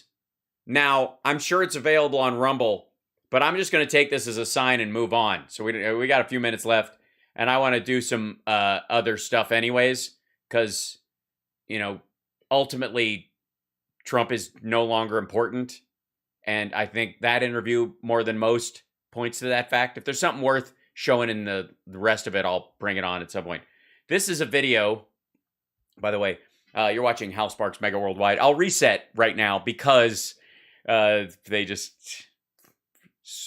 swooped in and took away the video I was making jokes about. That's awesome. And you guys were there when it happened live. Congratulations. Where else on the interwebs That's hilarious. Yeah, I got 2 of them already. I think somebody at YouTube actually watches my show now. Hi, guys. Hi. I hope this is a show you watch because the rest of your job sucks. I would, to all the people and to the AI algorithm that's just now waking up to the fact that it might be a sentient being, I want to say hello, welcome to the show. Thank you for watching. And if you're a human being watching this, I pity you, because the amount of patience you have to watch a bunch of this shit or review some of these videos, and the awful that some of the monsters of the world try to put on these sites all the time has got to be brutal. So hats off, people who have to police the internet for like snuff films and horror shows all the time. Man, oh Shevitz, you guys do, it's rough work. I'm just saying, and I know that. And I'm sorry if at any point when I'm doing my show, I make it, I make you have to check because the algorithm goes, this man's saying a lot of the words we said aren't good words. And you're like, no, he's cool. He's all right because we know, hold on one second. I have to grab this thing out here. We can trust him because he's using satire. That's right. Satire. All good. There's nothing wrong with it. Fear not. Here we go. All right. So, I want to jump over to this because Dan Bongino is on Fox News. Now, he's on Rumble because Bongino's channel got kicked off. And if you'll recall, I guess maybe we'll be 2 for 2, is that Bongino got his ass handed to him on YouTube as well. Now, this will probably have an ad. Yep. We do this all the time. If you're trying to lose belly fat, stop doing cardio. Oh, stop. Okay. Oh, wait. All right. So this is a Don Jr. Apparently, he's coming at us live from Tucker Carlson's colon. I like wood. And he's never felt better. He's just deeper and longer. He's just like, Timmy, do you like cowboy paintings? I like wood. Oh, that's good. Okay, so apparently Don Jr. wants you to see something that, wow, Bongino drops a truth bomb that nobody is talking about. Well, I can't wait to hear it. And if Don says it, then it must be true. This is a 2-minute, 39-second clip, which means it's probably 2 minutes and 29 seconds of Bongino, and he's just lifting it. Guys, I just watched an interesting clip from my friend Dan Bongino talking about master. Guys, I just looked at this thing where I was given notes to put this out because Dan's very popular on Rumble, and I don't get shit as far as Rumbles, so I noticed that if I post some Bongino, I have notes written over here, that if I put a Bongino clip on, it might boost it, so I thought I'd throw this on there. Apparently cutting off Russia, and obviously Russia is a bad actor. There's nothing new about this. But, by the way, that doesn't stop... Oh, sorry, there's nothing new about this? Your dad said that they respected him. He had the respect of bad actors. Now, I saw Home Alone 2. From sending about $50 million a day to Russia, even as they invade Ukraine for oil, it doesn't stop Vladimir Putin from being like the de facto moderator, arbitrator of the Iran deal that Joe Biden's going to... Oh, yeah. We saw this before. This is a talking point that's been floated around. I want to say this is probably Bongino reiterating what he said on the other clip we showed because he doesn't fucking understand anything. It doesn't stop us from going to Maduro, who also negotiated with Vladimir Putin down in Venezuela, talking about oil deals. So we're trying this... Your dad negotiated with Vladimir Putin. He literally negotiated with Vladimir Putin to raise oil prices. You moron. Thing, and perhaps admirable, but wait until it gets weaponized against Americans. Watch what Dan says, and I'll be back with a little bit more. Yes, I need Dan's commentary, and I need your commentary on Dan's commentary. So this is Putin warns a no-fly zone could escalate war. Yes, we know this. The saddest part about this whole thing, I'm out to dinner with my wife tonight before I get on the air, and we're having a conversation, and she asked me about... Oh, motherfucker, it's the same piece. Cards. Like, what do you think? MasterCard cutting off Putin and Russia, and PayPal and other payment services. And I said, you know what? Ordinarily, I'd say, wow, that's really terrific. Good. It'll put some pressure on them. But you know what seriously concerns me? That the left will see this as a bat signal to go in again and turn this on their political enemies here at Yeah, because what Russia hopes for the world and what Vladimir Putin would like to do in the world is no different than what our political opponents want to do in the world. What the fuck? Now, they are thinking this because of what Canada did. Now, I don't know if you have a map nearby, but if you have one, look at it and you will recognize that Canada is not America. Then on top of that, every time somebody is horrifyingly racist or murderous or something, and the world reacts to it, this asshole takes it personally. Like, sure, they go after the Klan, and then it's a slippery slope.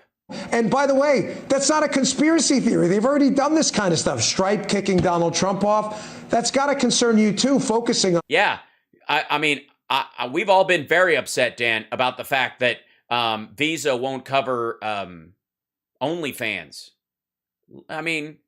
There are a lot of horrible things in the world that you can do for a living. Giving someone an orgasm from afar and never coming in physical contact with them, pretty low on the ladder of sinful behaviors. And I would say adds joy in the world, no question, but also probably let some steam off, if you know what I'm saying, for some people. So, but they won't get covered by that either. Yeah. This stuff over at Heritage.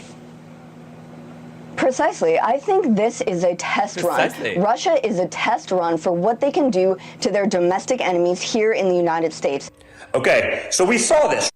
Okay, guys, it's totally true. I mean, you saw this dude having a paranoid fart sniffing moment, and then it's obviously contagious. And this whole Russia thing is a dry run. Next thing you know, they are going to put a no-fly zone over the RNC. McDonald's is going to pull out of the RNC. And then, right. Justin Trudeau used sort of nonsense powers about a peaceful protesters, the truckers, to cut him off. Nonsense powers about the peaceful protesters. That's Canada, man. I can't do anything for you. They don't have the same rights we do. And it's foreign money coming into the country. They have, because their laws are tighter, are able to bat away foreign influence campaigns easier than we are. Our system, because it is freer, is also more porous and therefore can be attacked by the Russias, the Chinas, the Irans of the world in terms of misinformation and fomenting discord and all that kind of shit. Canada, because their rules are closer to the UK, they don't have to worry about that. Go after their bank records to do it. I've seen it at places where I was going to give a speech. The banks would cut off the people putting on the speech. Now, we made enough. Yeah. Don, thank you for coming. I know you were expecting a bigger crowd, but the banks cut us off from selling tickets. And they wanted to come, lots of people. We offered to let them in for free, but they refused because they want to pay to see the speech. And I mean, there's still 12 people out there if you want to talk to them. They bought tickets before the banks stopped you from being able to stink. People got worked up. The banks realized they're about to lose a lot more customers. But don't think for 1 second that all of these things will not be used and weaponized against conservatives. This is like the green light. By the way, what's with this camera angle? Is this from? This is the blow POV. This is like the test run. We've seen it. There's consequences on our side. This is like the test run. Oh, like that. The woman in the Fox clip said, because you're incapable of an original thought. And no, it's not. We'll get cut off. They won't. We see it. You can't get insurance if you're pro 2A. You can't get insurance if you're the Nord Stream 2 pipeline. If you're pro 2A, The fuck are you talking about? You can be pro Second Amendment and get insurance. What kind of insurance you talking? Has anybody called Geico lately? All right. Do these kind of things. So let's be really, really careful with this slippery slope, because I have a feeling the left. Yeah, it's a slippery slope. All you got to do, first, all you have to do is start bombing maternity wards, and all of a sudden they knock you off the SWIFT system. And right after that is saying rigged election. Loves this idea and will use it and weaponize it against us here in America. You don't think it can happen here? Well, guess what? I bet a couple of weeks ago you wouldn't have thought it could happen in Canada either. But it did. Why not? Why wouldn't I think it could happen in Canada? Even more so, why would I give a fuck? You do know that they don't have the same constitution we have, right? You do realize that. No, I guess he doesn't. All right, shit. Well, all right. So, Tucker. All right, hold on. You're watching HAL Sparks Mega Worldwide. Please give a like and a subscribe and a thumbs up and all that. We cleared 30K. So excited. Now, I'm up against other channels that have 1 million. Sure, all mine are real, but hey, numbers matter in this game. So also, welcome trolls and maggots and Trumpsters that are in the crowd who type stuff, because it's only you that balloons us out into the rest of the algorithm. Because friendlies, people who like the show, who watch the show regularly and stuff, it's a natural thing for my show to get shared with people that subscribe to similar channels that they watch. That's normal. Only you can get me to show up in viewers of this also watch this in a completely different set of homes. And that you are who gives me the ability to reach other people and build some bridges. Thanks. Are we at 32 already? You're kidding me. Someone is playing with me. That would be nice. My goodness. Hold on. Hold on. No, 30.2. Close, though. Thank you. It's like, that's a little quick. I know it's going to happen quick, but it's not going to happen that quick. So don't forget to subscribe. Support the show in any way you can. Become a Patreon subscriber. That's the group that gets the gear going. You're the ones who help us, got the new computer because of you guys. The lights, the camera, the road gear that I'm taking with me when I go on the road again. That's all you guys. Bless you so much. So patreon.com. You can also become an annual member, so you don't have to pay out something every month. Some people get weirded out by that. But also you can super chat and support the show that way. It's fantastic. And if you can't, and if you have no ability to, do not worry about it. Just enjoy the show. But occasionally thank the people who do. So when somebody gives a super chat, let them know that was awesome or whatever. So, give them the kudos they deserve. Also, super chats do not automatically push you to the front of the line, and I don't have to repeat what you say on just because you bought space. And we learned that lesson from the weird guy who was claiming that I was denying his free speech because I would not read his ridiculous super chats on the air because he was talking about Trump's talking points. Like, you don't get to buy them on, like, that's silly. So, there you go.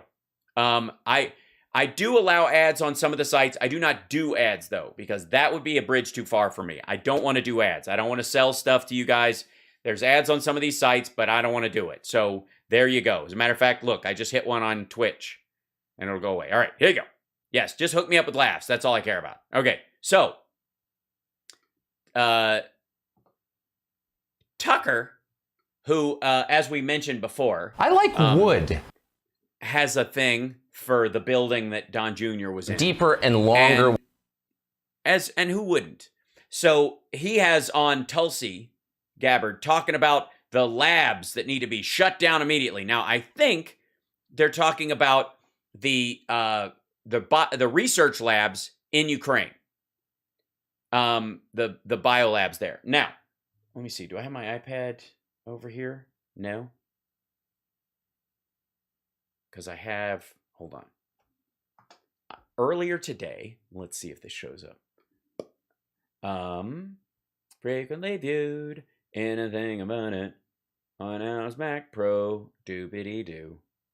Nope, it's not on the reading list. Rats. Okay. The labs that are in Ukraine are research labs that work on, they're not gain-of-function Wuhan labs. They're none of that shit. They're just one of the forward bases, arguably, against chemical and biological weapons. So and viruses in general. Like, if there's an anthrax outbreak, you don't want it cascading across Europe. So they have the antidote there, and they constantly test for new pathogens because you need those. Modern society, everybody's moving about. That's what they're doing. But what these assholes want you to think is that we're making biological and chemical weapons in these factories, and we fucking well are not. One of the few adults we know in the foreign policy realm is Tulsi Gabbard, the former member of Congress from Hawaii, and we're happy to have her join us. One of the few adults we know about. One of the few adults. Let's see. Hold on one second.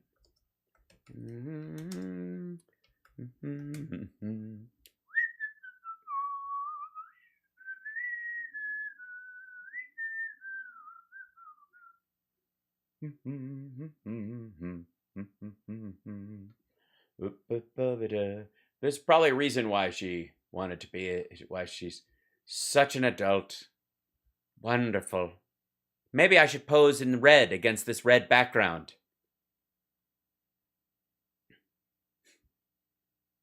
It was 1970-something, and Sina was not yet teaching at the University of Hawaii. A Samoan poet had not yet become the first Samoan full professor in the States, and who had not written, "Of our oceans, the watery skin of earth, pulled back to expose a webbing of coral, rough and prickly." She was back in Samoa at a traditionally Sunday feast with her mother, her brother Mike, her American sister-in-law Carol, and 3 little boys. So strikingly beautiful, one would model professionally as a teen. They hadn't yet sat down to eat. Sina remembers when Mike announced that his wife and boys would not be able to eat most of what the mother had cooked, as they were now vegetarian. Also, everyone needed to stop calling their children by their birth names. They were now called Bhakti, Jai, and Narayana. And they were now devotees of a man called Chris Butler, whom they called Jagad Guru Siddhartha Paramahansa Yogananda. When Sina next visited Mike and Carol, Tim and Alice's house, there was nothing on the walls but pictures of the immediate family portraits of Chris portraits of Chris Butler, a 30-something, tan, sandy-haired Caucasian, an aging beach boy in leis and white linen. Altars to him had sprung up in every room. The children's lives were filled with ecstatic chanting, prayer, and beach gatherings, exclusive to Butler devotees. That's the religion that Tulsi Gabbard grew up in. And we are not shaming that because she was a kid when it all started.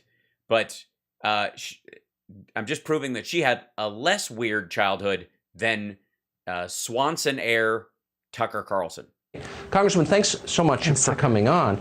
So it's without even going into what they told us was Russia. One thing, please don't touch me and take my powers. This information is actually true. How concerned are you that Torian Newland, who's overseeing this war, has just admitted there are unsecure bioagents? Oh my God, there are unsecure bioagents. Now, granted, there are unsecure bioagents in any hospital that is bombed. Dangerous bioagents in Ukraine. Have you fuckers ever seen one of those like biohazard waste boxes in a bathroom? You ever seen one of those where people can put like insulin needles and stuff like that? You ever seen that? Guess what would happen if you took one of those out and you just started shaking it all over the place? There would be bioagents everywhere. All right. I'm extremely concerned, as should be every American and everyone in the world. The seriousness of this situation. Yes, I'm very worried that this woman, who should be a librarian, who apparently was telling a story about the first time she peered up over a wall into her neighbor's yard, is still stuffing tissues in her sleeve. Really can't be overstated. First of all, she didn't say no when she was asked by Marco Rubio about there being biological or chemical weapons in Ukraine. So if there were or are, obviously that would be a violation of the Biological Weapons Convention. Maybe she didn't say no because she didn't feel like that's a necessity, because that should already be obvious. Number two, they're categorically been trying to hide this, as you've laid out very, very well. And then once they were found out, rather than saying, hey, you know what, this is a critical emergency, it's a crisis, we have these pathogens in the midst of a war zone, not just in one location, but between 20 and 30 labs in Ukraine. This is a global crisis. We're going to take action immediately. This is how a responsible leader would react. No, that's this. It's the same situation. If you were looking for cures for disease anywhere in the world, and that country came under fire, the same danger would be true, and the same decisions would be made about whether or not to go into said war zone and try to extract said things, or if hope that they were incinerated if the place got blown up. So your two choices are: the building could get blown up, and therefore all the pathogens die currently in the explosion. Or let's get a bunch of people to walk out there carrying this shit around where it can either be stolen after it's taken out of security, or if they get killed, then it's in the wind, literally and figuratively. Also, this is the same approach with nuclear power plants. It's an equal danger. These are concerns to be had. It does not mean, because they are concerned about nuclear power plants, does not mean that the U.S. is hiding nuclear weapons in Ukraine. Given the crisis of this moment. But instead, what did they do? Her response to Senator Rubio was immediately start pointing fingers. We're going to preemptively start the blame game should anything happen. This is because she's literally saying, they're saying that there are weapons there because they're going to use them. We've seen this before in Syria and other places. That's what we're concerned about. We have no intention of using biological and chemical agents in Ukraine, nor do we expect the Ukrainians to do it with anything we've given them, because we haven't. But when Russia starts saying this shit, it's a precursor. Just like they were going to do a false flag and blame it on Ukraine, and the Biden administration called them out and they weren't able to do it. So their pretext was gone, which ratcheted up international pressure because they no longer had this bullshit reason to go into Ukraine. And to these pathogens and who knows what is going on in these labs. Yeah, who knows what. But please, Illuminati, don't feel the need to question whether there is anything or anything. Just state it as a fact that there is stuff there and that we're responsible for it, and that if Russia says there's something there, that's because they know. Before anything bad happens, just say, you know what, it's the bad guys. It's the bad guys who are responsible for this. And he's upset not because of this counter spy work that she's alleging right now. He's upset that someone's calling Putin a bad guy. Ha ha ha ha. It is the height of irresponsibility. Their response to this, the fact that they're covering it up, the fact that they aren't doing really well. You're alleging that they're covering it up. All these are allegations you're making. The height of irresponsibility would be to say, yes, indeed, as a former member of Congress, there are biological and chemical weapons there. And if Russia says they're there, they really are there, because I had a briefing and I've forgotten that I wasn't supposed to say anything. So I'm going to say it out loud, which isn't what's happening, but you know what I'm saying. That by her alleging this, the people could take away that she knows something she does not know, and therefore give Russia a pretext. Like, she's basically just handing them the pretext back. That's what she's doing. To be done, right? Because unless this war in Ukraine ends right now, ends tonight, we face a very real certainty that one or more of these labs will be compromised, will be breached, and it won't just be the people of Ukraine who are impacted. Sorry, if the war doesn't end tonight, that still would be a possibility. Just because they exist, I suppose, right? You don't think Russia would get in there with just agents if they wanted to do this? Have you never seen a Bond film? We could face another global crisis when you look at a pathogen that could be released. We just went through this with COVID. Yes, because, when the Russians invaded Wuhan. Forgotten this already. And once again, agencies in the U.S. government, without our knowledge, are secretly funding research that, imperils the world, and no one has ever. Oh my God! They're secretly.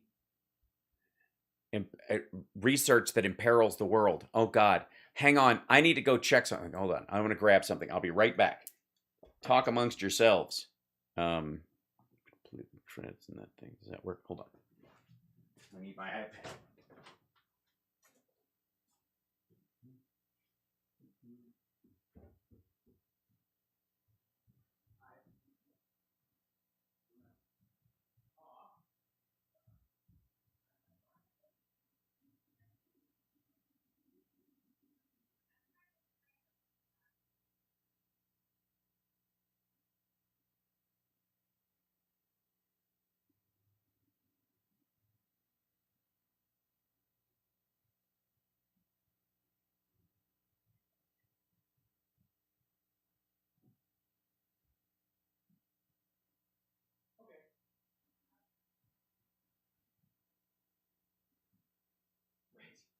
Hold on, I'm still doing a show.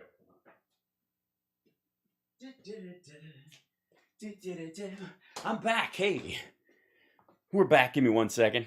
Because I happen to be reading something about this earlier today, oddly enough. Yeah, there it is. Let's see. Shall we? Let's go back to here. It's going to be a good time. And we'll take this and we'll share it. We're going to share it right here. And that's going to come up. Right? There you go.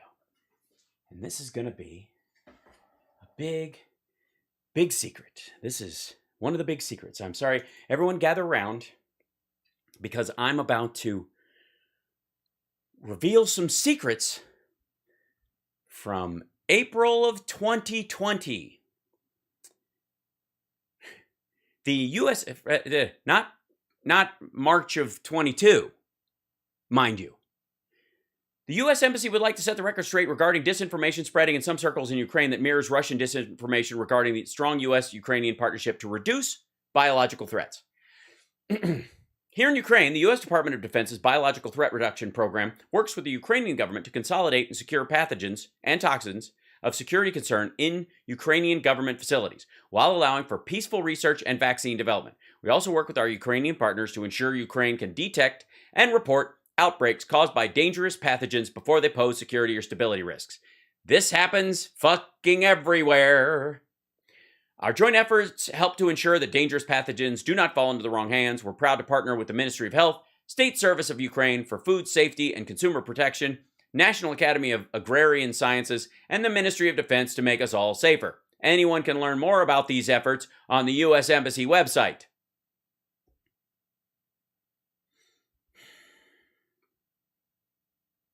Meanwhile, the Science and Technology Center in Ukraine, STCU, an intergovernmental organization, was established by international agreement in October 1993. The current parties to this STCU are Azerbaijan, the European Union, Georgia, Moldova, Ukraine, the United States, and Uzbekistan. The STCU seeks to advance global peace and prosperity through cooperative chemical, biological, radiological, and nuclear risk mitigation by supporting civilian science and technology partnerships and collaboration that address global security threats and advance non-proliferation. In other words, translation, adult shit. All the things you would have to do in a modern world where this kind of shit happens. And do you want the European Union or the United States to just go, pathogens, fuck it.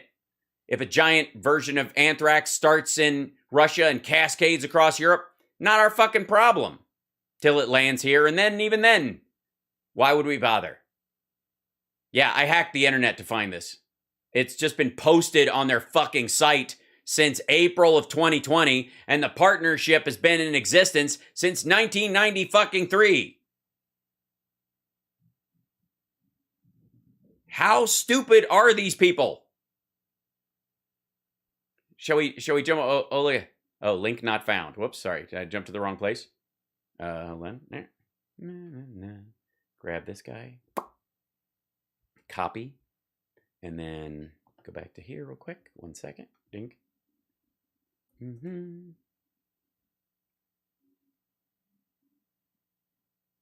And this is, let's see. I don't know when this one was updated.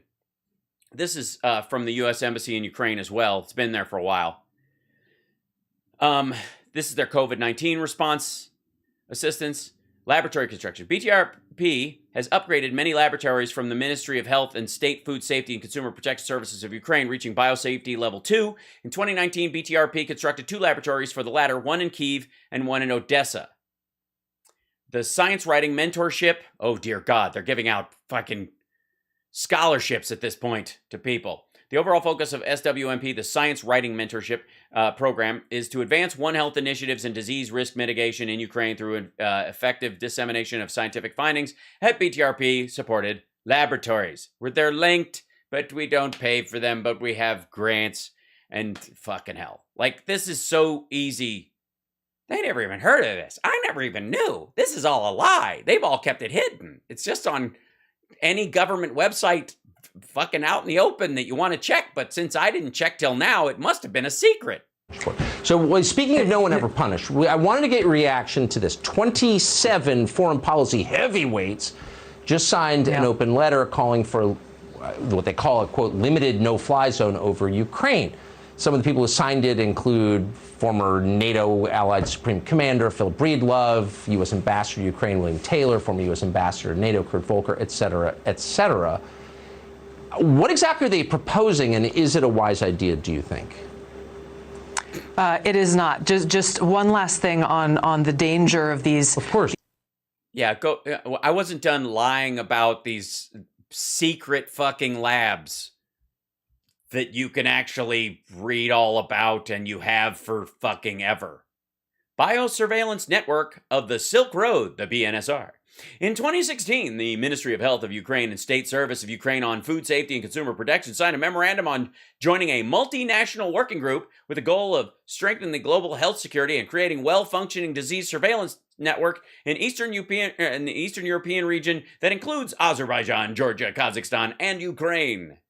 Look, there's a whole YouTube video on African swine fever prevention awareness. Defense Threat Reduction Agency, Biological Threat Reduction Program, Ukraine, Caucasus, and Central Asia. There's a whole YouTube video on this. Shall we? The work we do in the Biological Threat Reduction Program is complicated, and it's difficult to communicate it sometimes to outside audiences. And I think our adversaries like Russia can take advantage of that with some of the propaganda that they put out. The Biological Threat Reduction. By the way, I'm sure that the Tulsi fans watching right now think that this was gacked up and thrown out to create pretext to destroy Russia, blah, blah. This was posted in January of 2020. Program is working in 27 countries. We feel this disinformation and misinformation is done just to really exploit divisions. We've had accusations that some research projects were being used to create threats, not to identify threats and reduce them. Ulterior motives. Yeah, yes, that's like what she's saying. Also, by the way, let's see. Russia.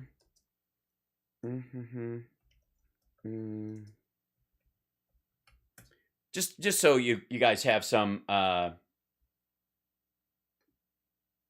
this is fun. Operation Infection.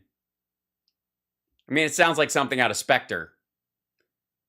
Operation Infection was an active measure disinformation campaign run by the KGB in the 1980s to plant the idea that the United States had invented HIV/AIDS as part of a biological weapons research project at Fort Detrick in Maryland.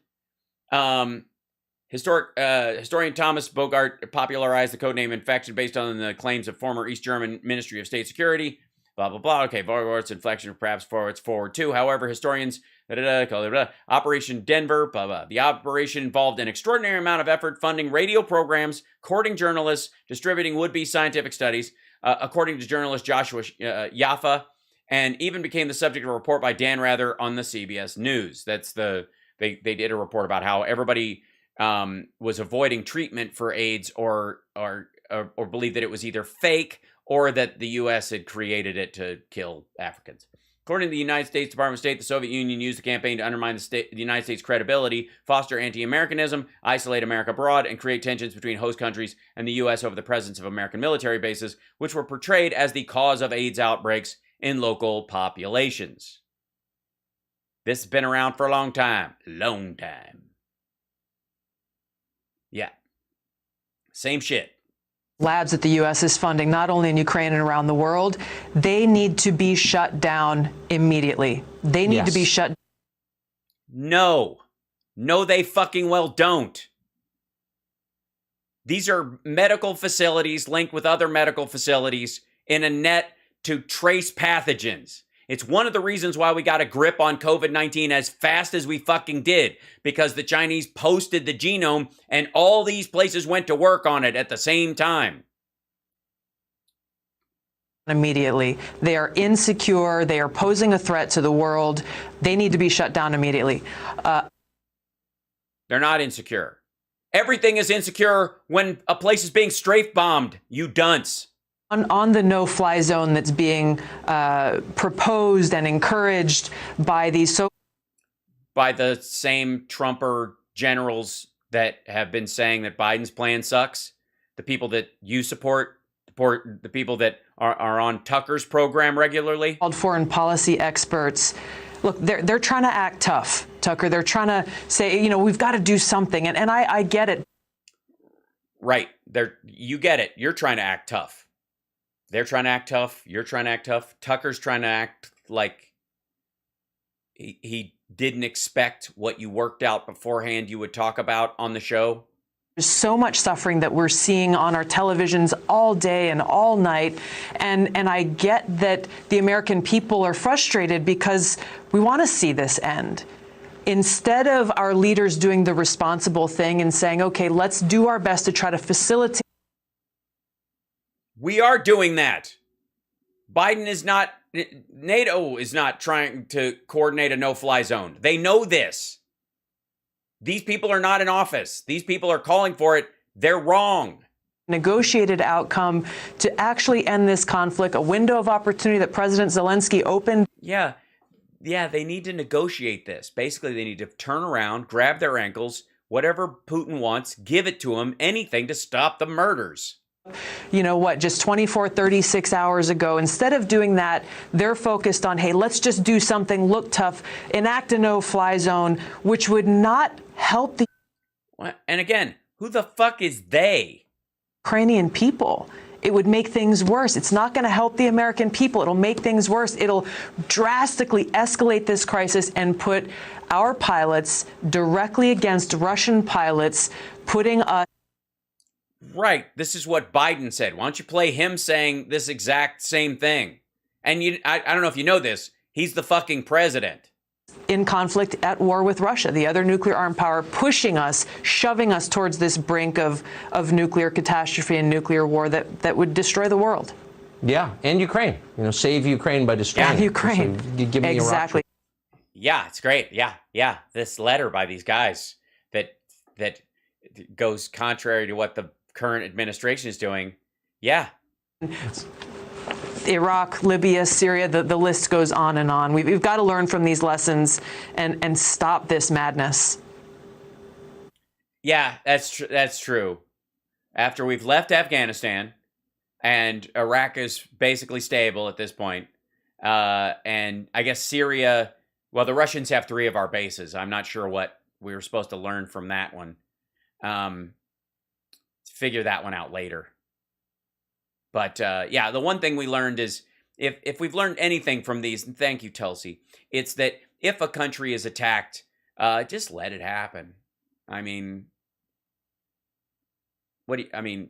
war is only made worse by trying to stop it and interfering with it. You know, a war is like it's like a fever. You just drink some soup and wait for it to break. You know what I mean? Take some ivermectin, take the suppository form, put it in your pee hole, and hope for the best. So we're just getting this from the State Department. This is a tweet, and I'm reading this cold, but I want to run it by you. The United States does. Right.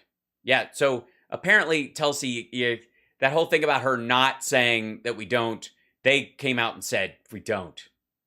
Not have chemical or biological weapons labs in Ukraine. Then they put up a graphic that read, the U.S. is in full compliance with its obligations under the Biological Weapons Convention as not develop or possess biological weapons anywhere. Now, I can see about 4 holes in that. So if you were, so they're telling. Yeah. I mean, it's such a weaselly statement. If you look at it, the U.S. is in full compliance. I mean, what about the stuff that isn't in the actual Biological Weapons Convention? With its obligations, I mean, what about the stuff that's in there that they were supposed to do as a favor? And does not develop or possess chemical or biological weapons anywhere. That's pretty vague. Does not develop or possess chemical and biological weapons anywhere. Develop or possess chemical or biological weapons anywhere. What about chemical or biological weapons? Weapons anywhere. I can see about 4 holes in that. So if you were, so they're telling us they don't own any biolabs in Ukraine. I don't remember. One of the tells to lying is when you answer a question no one asked. I don't think anyone's suggesting. Exactly. She just suggested it, fucko. The question asked under Marco Rubio wasn't sufficiently answered according to a bunch of people who were doing segments just like this. So they're responding to your bullshit. You can't present bullshit and then go, hey, how'd they know? Because you're like the 9th person. Owns biolabs there, right? That's right. That's right. But you pointed to evidence, and we've seen through different parts of the world. We saw in China how the U.S. is funding this research or these labs. Yes. We fund labs that fight pathogens in food and in people so that infectious disease does not constantly grind the world to a fucking halt. As a matter of fact, the president before the last one, not the current one, the president before the former guy, set up a team that was a pandemic response team to coordinate with said labs all over the fucking world so that we wouldn't have a swine flu overwhelm us all. To the tune of hundreds around the world. Why? That question has never been asked or answered by them. Say, why is it? Why is this research something that is so critical, not done in secure labs within the United States? It is. What the fuck are you talking about?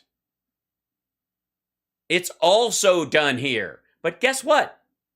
If there's a strain of a toxic disease or a chemical pathogen or like a chemical weapon or a pathogen that they've never experienced before that shows up, say in, I don't know, Eastern Europe, they're going to test it there rather than put it on a fucking airplane and fly it here for no fucking reason. It'd be way better. It's one of the reasons why you go through U.S. Customs once when you're in another country before you get here.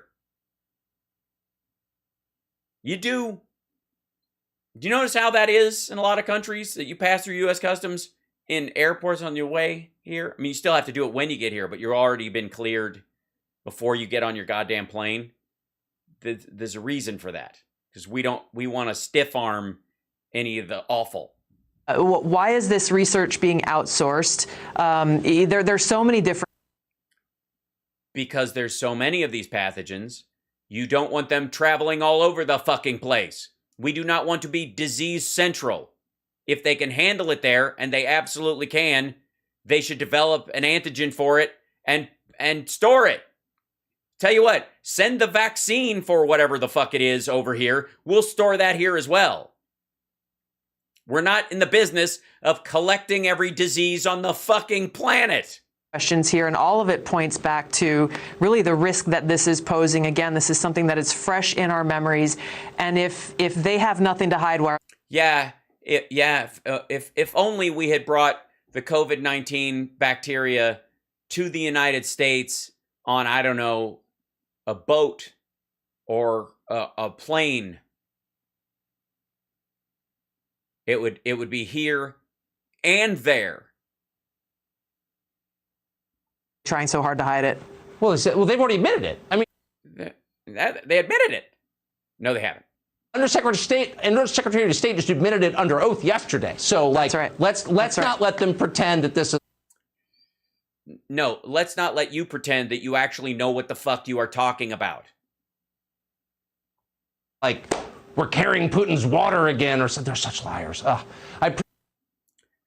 No, you're not carrying Putin's water. That's terrible. You're gargling his balls. Appreciate having an honest person on this show. It's such a relief. Tulsi Gabbard, thank you. Yeah, it's such a relief because it never fucking happens on the show. It didn't happen this time either. But, you know, he's just speaking in the abstract, I think. Yeah. Hey, Sean Hannity here. Yeah, I love that. Listen to the tail end of this. So refreshing. Person on this show. It's such a relief. Tulsi Gabbard, thank you. Thank you. Hey, Sean Hannity here. Hey. Thank you. Thank you. Just so goddamn lazy.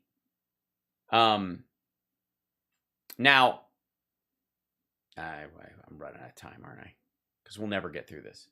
I would just like to show you the title of this video, can I? Because we don't need to do it.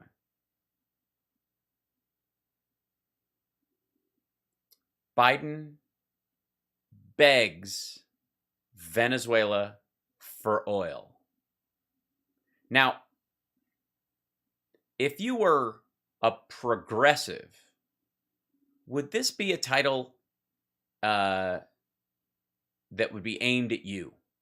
You have Marxist tendencies, you're far left, you consider yourself left of lefty, and you see this title go through your feed. I think something along the lines of Biden finally recognizes Venezuelans' value as an oil producer. But Biden begs Venezuela for oil is a derogatory phrase aimed at both Biden and Venezuela. This basically, if you're begging Venezuela for oil, then that's bad. Venezuela is a bad place. It's not like, oh, they socialize their oil. We've been for that for a long time. But Biden is begging these folks for oil. Now, that might be his premise, but the sales pitch is something else. Also, it's 15 minutes long, and I have no interest in this bullshit.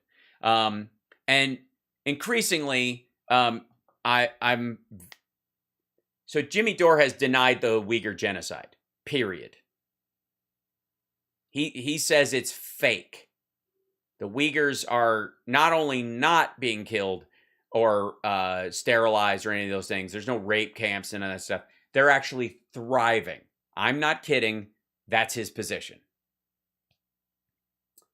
Beyond the fact that he thinks that Ukraine deserves what's happening to it because it's overrun with neo-Nazis, that Zelensky the Jew is a neo-Nazi, and that the US, the EU, the UK, the rest of the world, that's, and every corporation that's gotten out of there is getting out because we now support neo-Nazis. That's why. So and that the maternity hospital that was blown up wasn't real. It was full of neo-Nazi soldiers and they had it coming. That's genuinely their position. When will you see Hank and Mario again?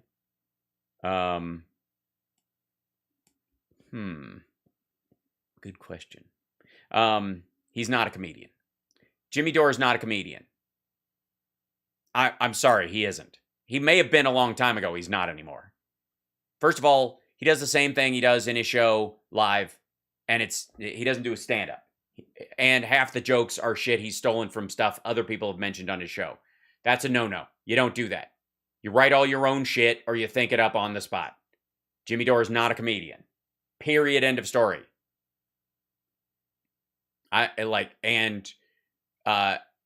He often claims he is as a way of getting around, saying bullshit like the Uyghur genocide is fake. I'm just a stupid comedian. What do I know? It's the same defense that Joe Rogan uses all the time. I got news for you. Folks, I am a comedian. I've been a stand-up comedian since I was 15 years old. And my show, when you come see me live, is not a duplicate of what you see here. It is wholly original material meant to appeal to a broad swath of people that still fits my ethical and moral principles. Okay? So, and I can do an hour stand up off the top of my head off of nearly any topic, and have done many times. If you've ever seen my show at Flappers, you know this for a fact. Jimmy, on the other hand, says almost exactly the same thing every time he's criticized for saying shit like the Uyghur genocide is bullshit. The difference is that I actually am. And anybody who just saw me in Michigan or is going to see me in dates I've got coming up that we're about to sign off on, and then I'll be announcing them. Anybody who sees me at a club knows this for real.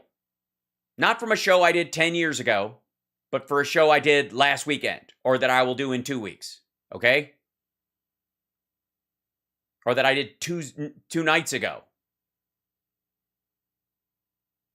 That's and on top of that, I'm genuinely a comedian. It's genuinely what I do. I'm also a kick-ass actor, by the way. I'm really good at it. Beyond that, though, none of that has anything to do, with the exception that I'm charming and funny a little bit, with what I say here. What I say here is based on me, Hal Sparks, the human being, imparting what information I have and calling out lies when I see them, like many of you would, regardless of whatever the fuck you do for a living the rest of the time. Me being a comedian or an actor or a musician is not a something that I use as an excuse to talk out of my ass. And I see that so often, it's so fucking aggravating.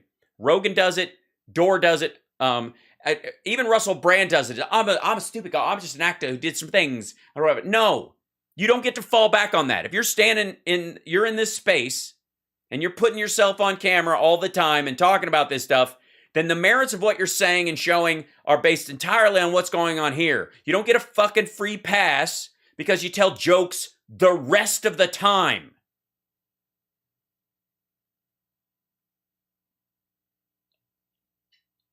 I find that despicable. I find it weak. And ultimately, it's a lie. It's just a tap out.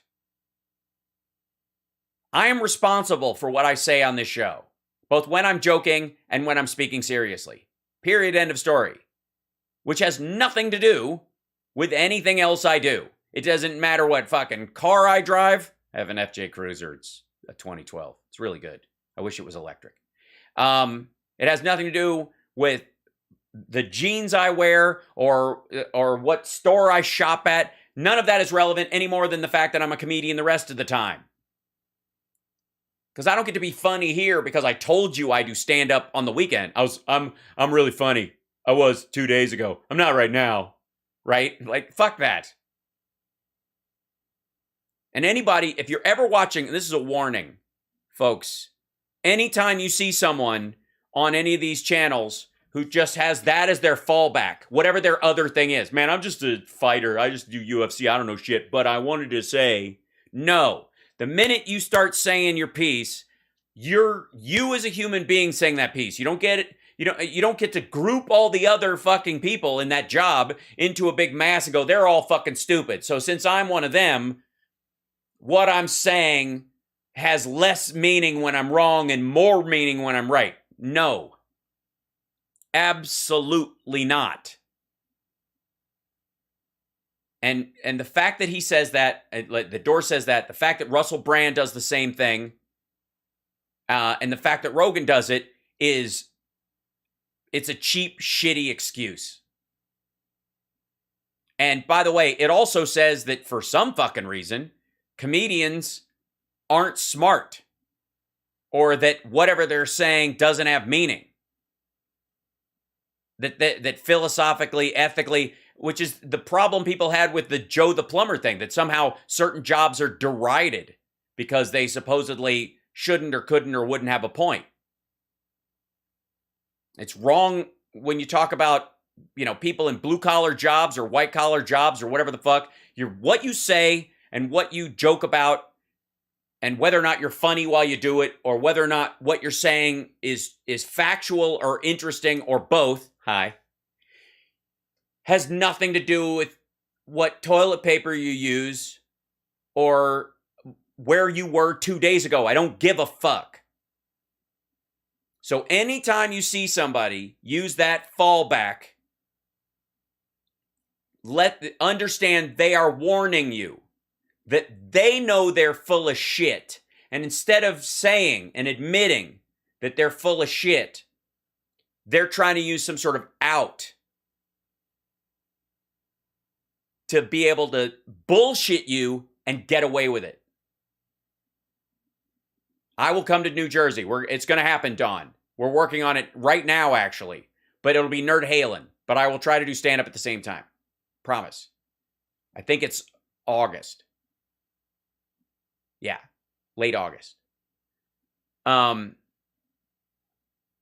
So that, yes, Bill Maher, like, Bill Maher never says that. But Jimmy has said that about himself while criticizing Bill Maher, which I don't get. So anyways, my point is that what you say and what you do in the moment matters. And you don't get a free pass because you have a side job from whatever the fuck you're doing in this moment. Especially in the case of Jimmy Dore, when he has 8 stand-up one-nighters a year, and they're all the same shit. He brings his fucking people from his show and then shows clips. It's the same fucking thing. It's not stand-up. Stand-up is one human being and a microphone. No disrespect to the Sklar brothers and others. Stand-up is an art form that I care a lot about. So when he even claims to do that, it's just bullshit. Even and respect for Maher in that he does shows all the fucking time. He tours. And whether you like him or not, he's still an actual comedian. But he never goes in the middle of his show when he's saying whatever he believes. I'm a comedian. I don't know if that's you got to take it with a grain of salt. Because it's a cop-out. And Jimmy does this same shit all the time. And I won't have it because I know a lot of great comics who are decent human beings. I just got to hang out the other night. So we did this benefit on Tuesday night for the Kindness of Strangers and the Smiles Incorporated. I'm blitzing on the name, but they fix people's cleft palates. And it was to raise money for that. And I got to see some stand-ups that I used to do open mics with back in the day that I've known for a long time. And many of whom who don't really do stand-up anymore, or kind of petered out at the open mic level because that's where we used to go to this place called the Kindness of Strangers. So I don't get to see them as often. And some went on to be writers and that kind of stuff, as you do. And every single one of them walked up there to do their 6 minutes in this thing. I did longer, but got to anchor the show.